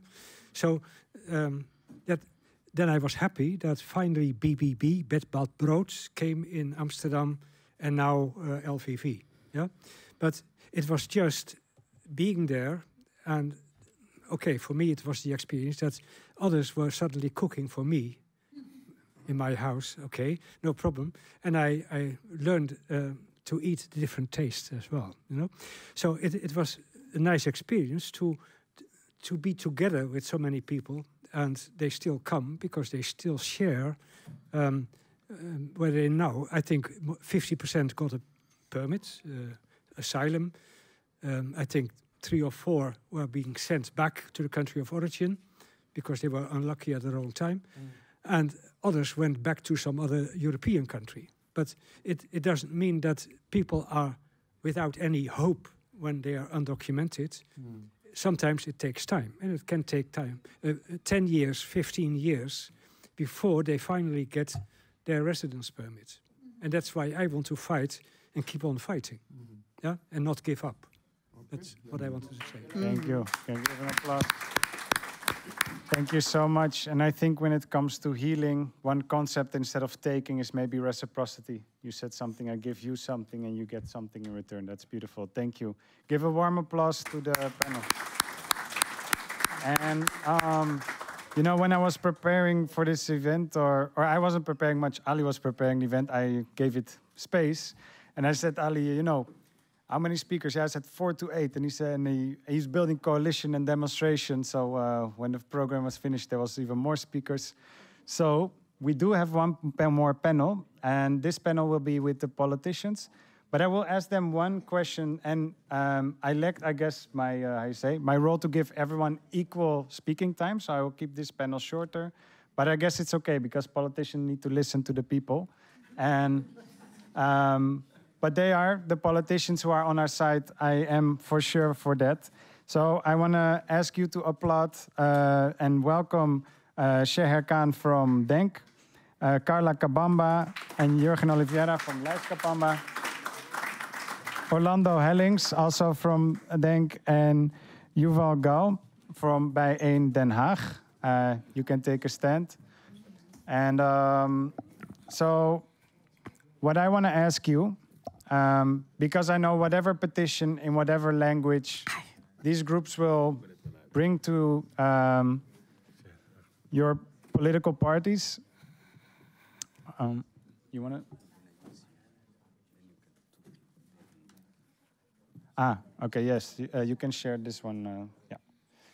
So what I want to, yes, you can share microphones. So what I want to ask you is, now I lost my thread though. Where are we? In an event. So what I want to ask you is, because we know you are on our sides in terms of whatever petition will come, but we live in a democracy where you are all like, let's say, in opposition to the ruling parties. Having listened to it, you can both share what you take from this home, having listened to what the people shared today, but also what do you need from the people and society to be more effective in the position that you have as, let's say, minority opposition within this political system. So also, like, what do you need from them to be able to serve them back? So these are the two questions. And you can also reflect on anything what you took out of the evening. Carla? Carla? Not me. Ladies first, then. First of all, I want to say that everything I heard here has been said before, and every generation before this one has been fighting towards something like this. Because as the professor here said, and I don't know what your profession is, but you're very inspiring. Thank you. And the young man in the back with the white hat. It's still ongoing. It never went away. And the it is that the majority of normal people who want to live, who want to work, who want to love, and who want to be rooted, because that's what this is also about, cannot because of a minority that is eating you up, right? So the first thing that I want to take from this is, even though I'm a local politician, and actually we're all local politicians, locally we can still do what we can to move that message forward, and also giving back, because that's also your question. Giving back exactly how you can be heard, how you can be visible, because a lot of people want to do the work, but they don't know where to start. They've been yelled at, they've been discriminated against, they've been told that they have a too thick accent, so people cannot hear what they're saying. You have a right to speak because you are a person. In fact, we're in a country, one of few in the world, that has a party for animals. So if animals have a voice, why don't you have a voice? So, yeah.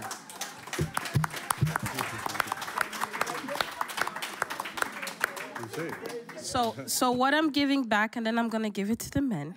What I'm giving back is, if you speak to me, but I'm also proactively telling you, bother us. Let us know, I have this issue, I don't know where to go, so we can let you know where to go.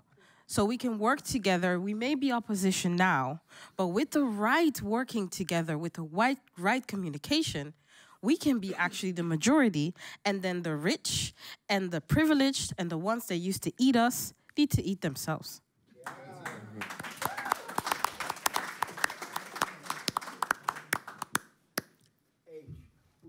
I don't want to come next after this, but let me try. First of all, for me, it was always strange that you have people that are undocumented. I remember when I was growing up, they had another word. They called it illegal. You just have to understand, how can you have illegal people in a democracy? What kind of democracy is that, in which we say every person has a right to vote, every person has a right to housing, to earn a job, everything.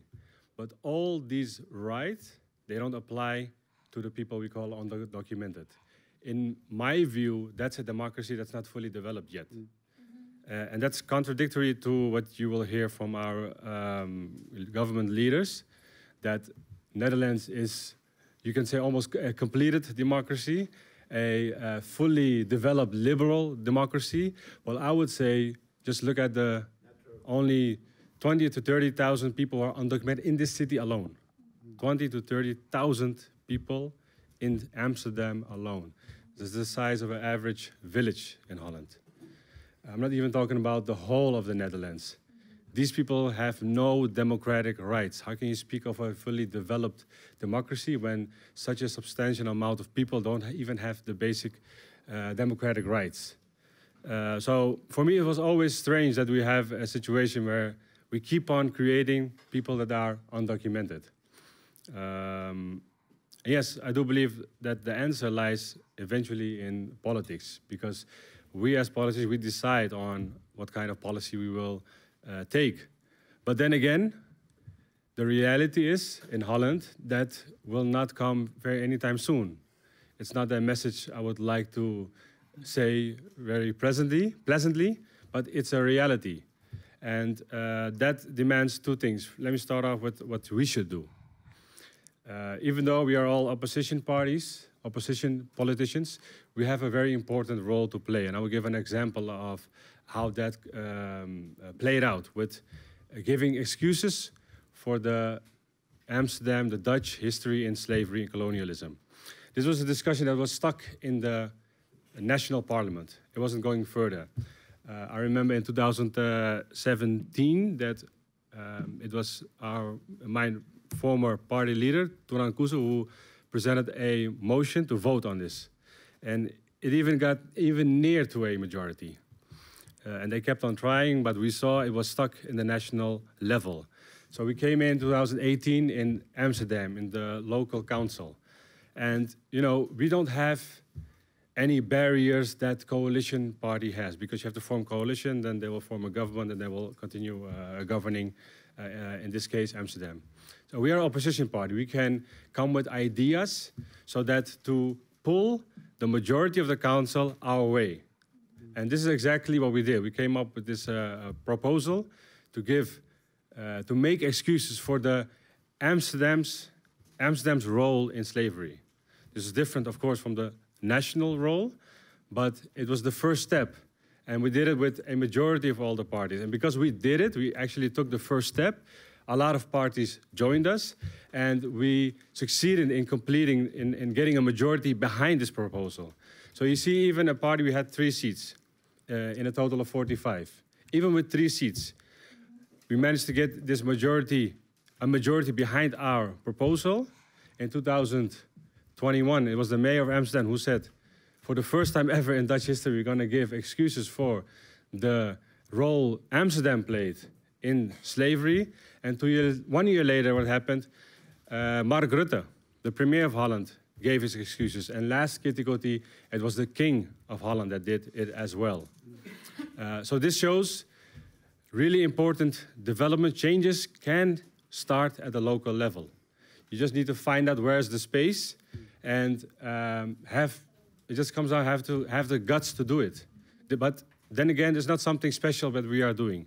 It's not special at all. This is just something that should be normal for everyone. It should be a humane, a normal human response to injustice in the society. Then I want to get to what I think that the undocumented people should do. On the one hand, we have the political route, let's call it that way, and you have the activist route. When I see that climate activists are getting national attention by stopping the roads, demonstrating there, I think that's a very good thing. They're creating awareness about a very important topic that concerns them, actually concerns us all. I think the undocumented people should try to do those type of activism. Because I've been to a lot of demonstrations. Ali, you have organized so many demonstrations. But I see you guys are really nice people. You guys are really warm-hearted, loving people. But you would expect from someone who have been through like what you have been through, what a lot of undocumented people have been through, that you would have a lot of rage. Undoubtedly, you have those rage. Undoubtedly, you have those. But you still try to be as polite as possible. I think that's a compliment towards your personality.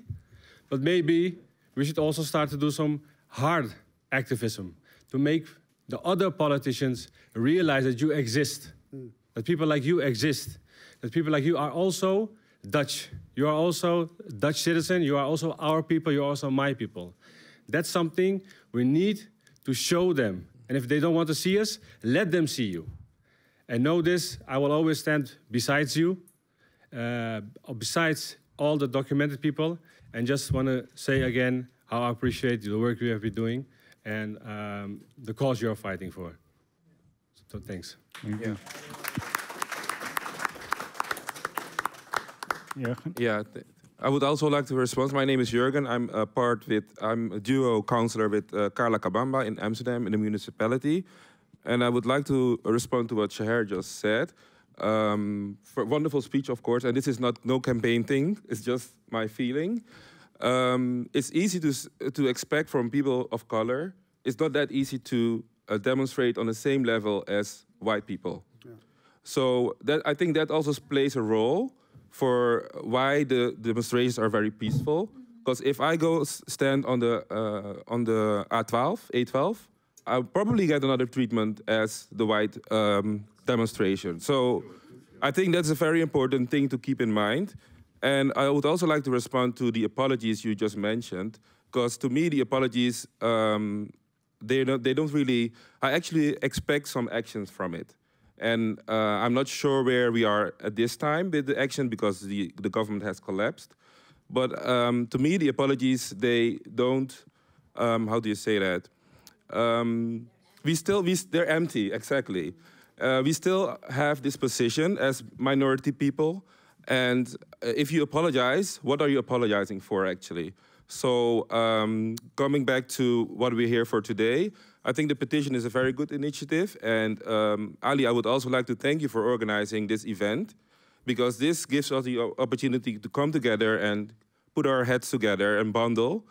But I think we need more than that. So I'm not really sure what we need. So if you have any other ideas about what else is needed, let's talk about it. Let's exchange numbers. I think we need to organize ourselves better so that even as a local politician, as Shaher rightfully said, we still have power. So let's come together and make plans to take it to a next step. Thank you. Yeah.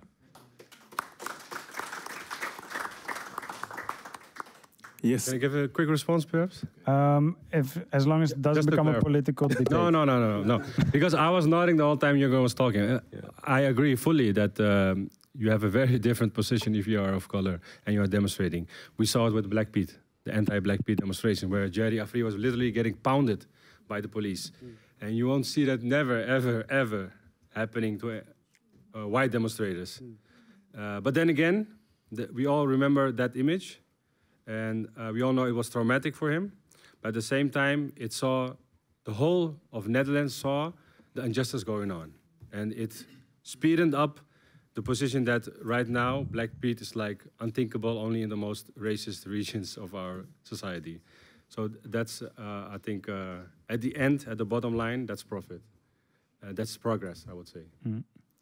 And I've maybe to add to one thing with that, I remember with the Kick Out Zwarte Piet protest, they also said, because they went through the whole of the Netherlands, also to parts where they knew the confrontation was going to be strongest. And I was in one of their meetings and they explained as well, and this was something that happened in the civil rights movement as well. You can decide, okay, that place is unsafe, maybe we don't demonstrate there. But they did bring it there, especially because what you say, like, sometimes you need to put that risk, but it will show the reality of what is. And that media response, you also saw the tipping point in the Dutch media. After everyone believed in Zwarte Piet, but then there was like, oh, if I don't want to be associated with these hooligans, right? So there was this lack of support that happened, and then there was a tipping point that the majority of the Netherlands is actually not in favor of Zwarte Piet anymore. And it was interesting that at the meeting they were saying this was what happened in the civil rights movement. They went for a strategy, and you see that same pattern happening in the Netherlands. So I think what I want to say is we can learn from a previous social movement that sometimes the confrontation is necessary. And then to the white people with the passports, what we talked about today, we do know of the different treatment. So that means maybe you should stand shoulder to the people who will get that different treatment, because you know you are a different barrier, right? Yeah. So we can make that confrontation happen. Yeah, and just to clarify, this is not a recommendation for Ali to get punched by the police. We love you in one piece. Yeah. No, but yes. Let's switch because we have 3 from Bijeen, I think, and 2 from Denk. So no, we have 1 from Bijeen. One from Bijeen. Okay. Yeah. Oh, the other 2 are independent now. Excuse me. Okay. Very sensitive. Very sensitive. Yeah. No. Okay. I want to address 3 aspects. The first one, Kala Kabamba already said that we are all local politicians. But the thing is that the rules are made in The Hague, but the implementation often is in the hands of the local politicians and local organizations. So we do have a lot of influence. The problem with that is that you have a lot of diversity in the way things are implemented. So like I will speak of my city, Zaanstad. In Zaanstad, we already have 3 boats now for over 1,000 asylum seekers who are housed there. It's the cruise ships, so it's luxury. But before we had this amount of boats, we had, I think, 1 or 2. And then the local people from the richer area, we call het Gooi, they said just before the summer vacation, okay, we have 1 boat here. But in the summer, we have our yachts, we want our peace, we want our recreation. So this boat can go over to Zaandam, to Zaanstad, because they got a large harbor and they already got 2 boats. It doesn't matter. So if we wanted to take their boat for at least 3-4 months, and maybe in the wintertime, they would take it back. So that's the difference between the local governments in this country. So if something is decided in The Hague, it doesn't mean that everybody will implement it the same way. That's one thing. The second thing is that about the excuses. If you make excuses to, let's say, people from African descent for slavery history, and you still have some islands somewhere in the Caribbean that you own, and you are busy there buying all the land, taking away from the people, leaving the people without rights, making them again, people who are not welcome on their own islands. Because the islands are theirs now, because they have some status of independence. You brought them there without asking them. You placed them there without asking them. And now you're buying the land again and displacing these people for the 3rd time. And you just made excuses about slavery history. So, like he said, how hypocrite can these excuses be? Totally empty, non-believable. That's the second one. The third one, I think that will be a shocking one. I tried to get it on screen here, but it couldn't be done technically. But on the 5th of September this year, let's say last week, there was a documentary on the television, Dutch television. How you call it? Eén Vandaag. Eén Vandaag. One Today. One Today. One Today. And this documentary was about the END, the way END is run, the policy, and how the rules work. And in this documentary, the people said, okay, we have the government rules that are not totally, let's say, without racism and prejudice and discrimination. That's one aspect. But the other aspect is that when these people from the IND now, but other organizations, other departments as well, want to be sure that their budget is not cut, they need a certain amount of files or dossiers to be able to claim the same amount of money for the next period. So if you have a lot of success and you go to the government, hey, we did well, check our reports. They will say, oh man, that's good. But now you don't need as much money anymore because you have lower cases, a lower amount of cases, lower files. So we'll give you less money, less personnel, less equipment, less facilities. So these people deliberately keep a certain amount of files in stock to make sure that they get the same budget for the next time, because otherwise their own people will run the risk that they will lose their jobs. And this is policy. This is deliberately. So that's something that is shocking. So if you know that normally a case should be handled in 3 to 6 months, but you deliberately keep it a year and a half just to make sure that you have enough numbers to go and claim your money, claim your budget. This is something that's shocking. So you leave people in agony deliberately. That's something to think about. So that's why we say, okay, the general pardon is a good thing, but if you don't start chasing the policy, the way things are organized, we will probably need another pardon in a few years' time, because things will keep piling up and we will be on the same point somewhere in the near future. We should stop pardoning the Dutch government. You see? This, behavior. Thank you very much. All right, final words. So I'm the only one who was actually not elected to anything. I'm a political activist, not really a politician from Bahrain. I want to start by discussing police violence and repression, because in Den Haag, I'm sorry I have to tell you like this, I didn't have time before, but in Den Haag actually the police first authorized our demonstration and now they told us it's illegal. So they don't want us to demonstrate in the city center. They don't want us to march to the END. They want to put us far away where people are not going to see us, and they want to take away our right to march. And in Den Haag, we try to build a coalition of different immigrant communities for this demonstration. And it's very difficult to say, like everyone else said before me, it's very difficult to say, especially when you don't have documents, let's go back the law. Because I have documents, I can go to spend the night at the police cell, but someone else might go back to his home country. So there's something we still have to think about. Sorry, Ali, with you tomorrow in Den Haag about what we're going to do. But definitely there needs to be a place for people with Dutch citizenship, people who are white, people who are privileged, should be able to take some beatings from police for solidarity. Huh? It's reality. Sorry, it's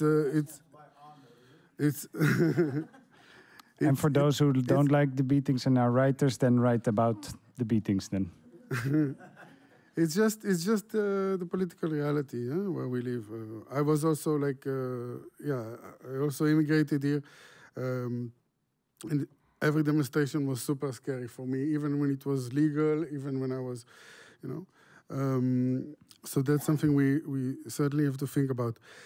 You asked, I wanted to go back to the original question of what do we need from people, if you remember, that's the question in the beginning. Yes, that was one of the questions. And I think we need, first of all, really for the different communities to really unite and work together and bring everybody has their own experience and their own needs and their own luggage. Huh? And that's one thing that I think is very important, and politics has a role to play in this, because Denk has, for example, only 3 seats in the gemeente Amsterdam. You can't have seats for all the communities, but you have to keep your ears and your hearts open for the different communities that come to you.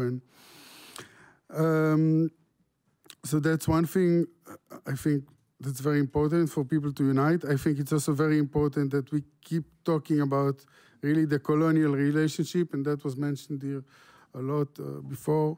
Right from the beginning, but it's really important to stress the colonial relationship between the so-called West and so many countries where immigrants come from. I know, for example, my background is Israeli, so I'm really involved in the Palestine case, and like the Dutch police is openly working with the Israeli police. There are there's like a room in the Dutch police headquarters where they listening to all the phones of people who are suspected of crimes, and there are Israeli intelligence officers sitting in that room. I mean, that's, you know,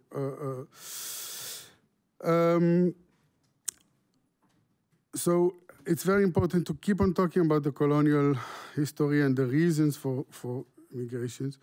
But I think also politics needs to kind of show the way forward. And you know, we shouldn't be afraid. And I think it's very important to talk about like intermediate solutions like, you know, general pardon.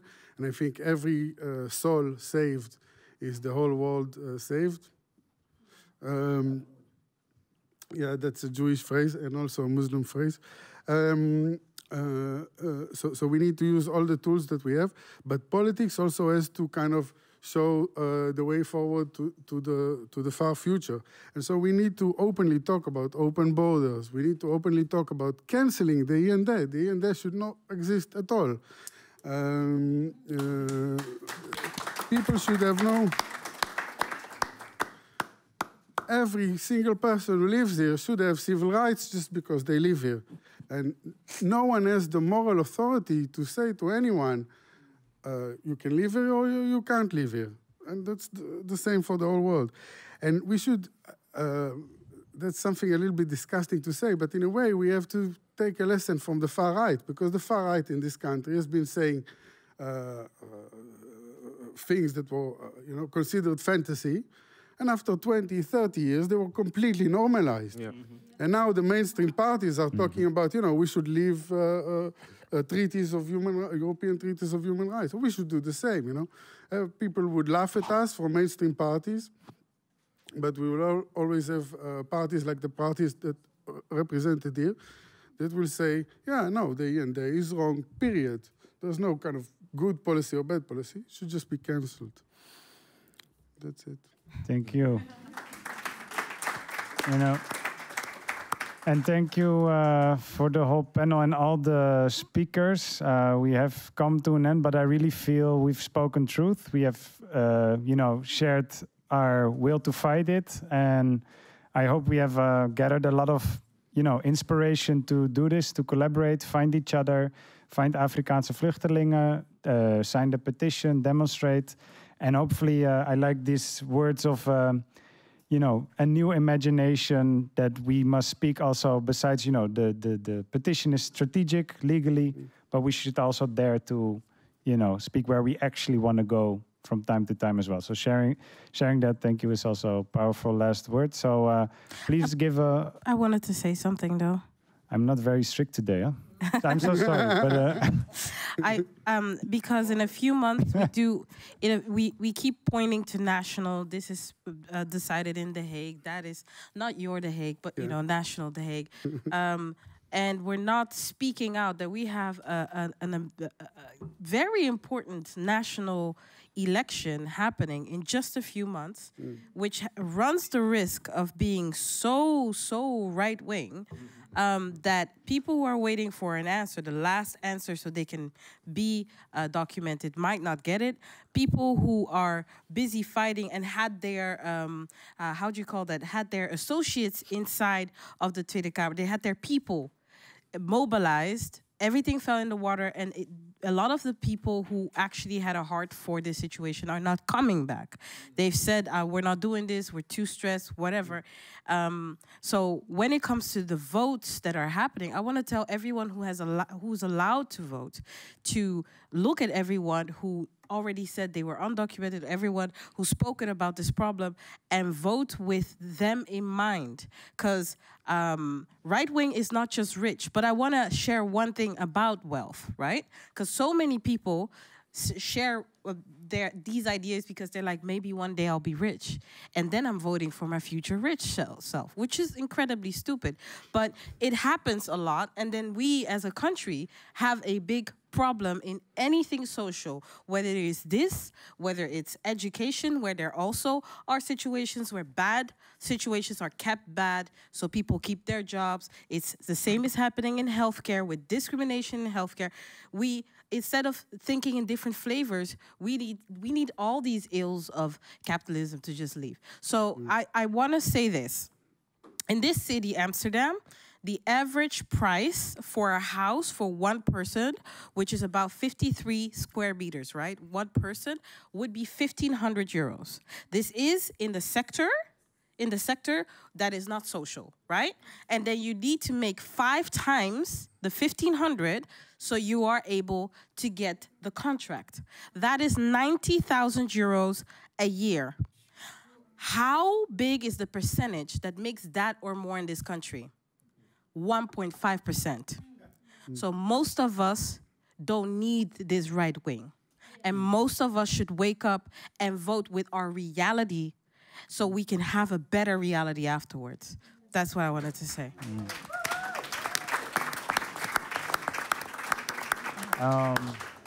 I think this is it. Ali, I'm looking at you. I'm not very strict, and if you have nothing to say, then I'm gonna close it off. I mean, he brought it together, so you know. All right. I would like to thank. Yes. I would like to thank each and everyone, especially people who came really a long way to support this campaign, because it's going to be really a longer campaign, and we're asking people really to stay in tune. We're really going to. We have a kind of strategy, and we have an agenda. And so people who we are connected, and people I'm asking for, please get connected with us, because in the first 3 weeks, we're gonna, after demonstration on 15 September, we'll have the first evaluation. During our evaluation, we want to share with each and everyone what is our agenda from 15 September until 2024 September. And end of September, we will start another long, really run, because what is happening, it's such inhumane. And for me, honestly, I'm a father with a 7 years old. I don't want to see my son live life I've lived in this city. I don't want to hear my son telling me that his son is going through what his father went through. So I think for we new generation, we are seeing this world so very tricky. It's not really, it's illusion. And what we want from all of you, we want to stick together. Just one thing. We want to stick together, because it's not about making our names of our whatsoever. No, we are really saving a deadly humanity which one is dying every day, where we can't recognize each other, where we have no mercy. We want to build up a future Dutch community, which one, it's based on a value of forgiveness. A community which one based from understanding what is highly effectively to others.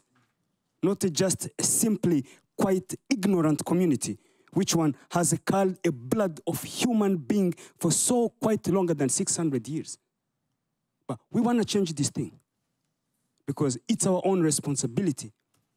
As long as humanity is dying, we're the ones saving it, and nothing's going to stop us. And really, this general pardon, some people, they are thinking, yeah.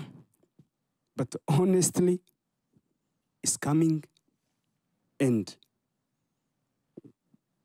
I want to say something. I want to build some strong witness. With all you guys, I'm nothing. Total nothing. But with you guys,